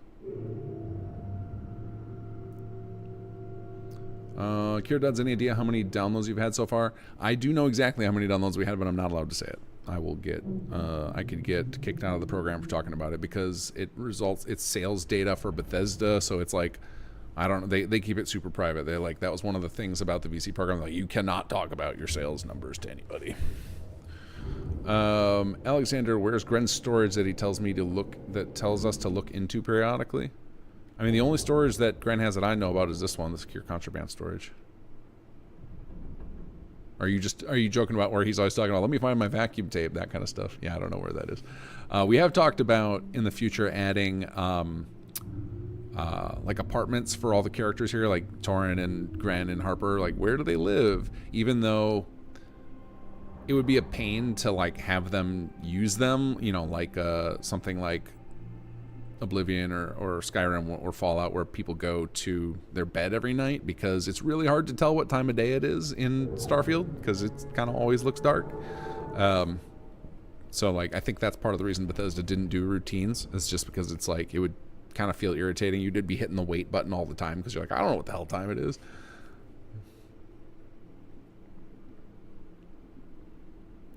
Michael, are you looking for any more writers? Not currently, but we are definitely going to be expanding more this year, our team. So, I mean, we have on our Kinggath Creations page, if you go to, I believe it's the FAQ section, or maybe the About Us section. There's a section on one of the top sections on our page. If you look at the very bottom, we have a Help Wanted section where we list who we're actively pursuing. But, you know, in the long term, you know, our goal is to be able to be a big enough team where we can make, you know, like Shattered Space level or Far Harbor level or Dragonborn level DLC for these games. So, you know, we'll obviously need more people in every department eventually.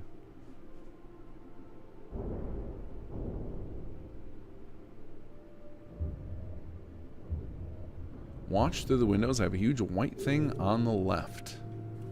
All right, we're going to take a look at this. We're going to try and find this thing for Tia, and then I have got to go to bed because I am tired.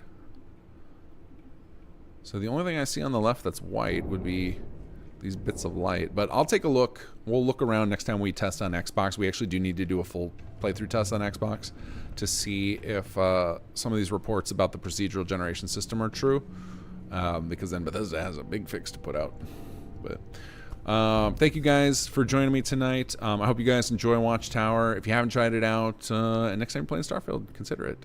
But otherwise, I will be back streaming on Wednesday. We're going to keep working on SS2 because that's my baby, and she always needs more love. So thank you guys. I will catch you all in the future.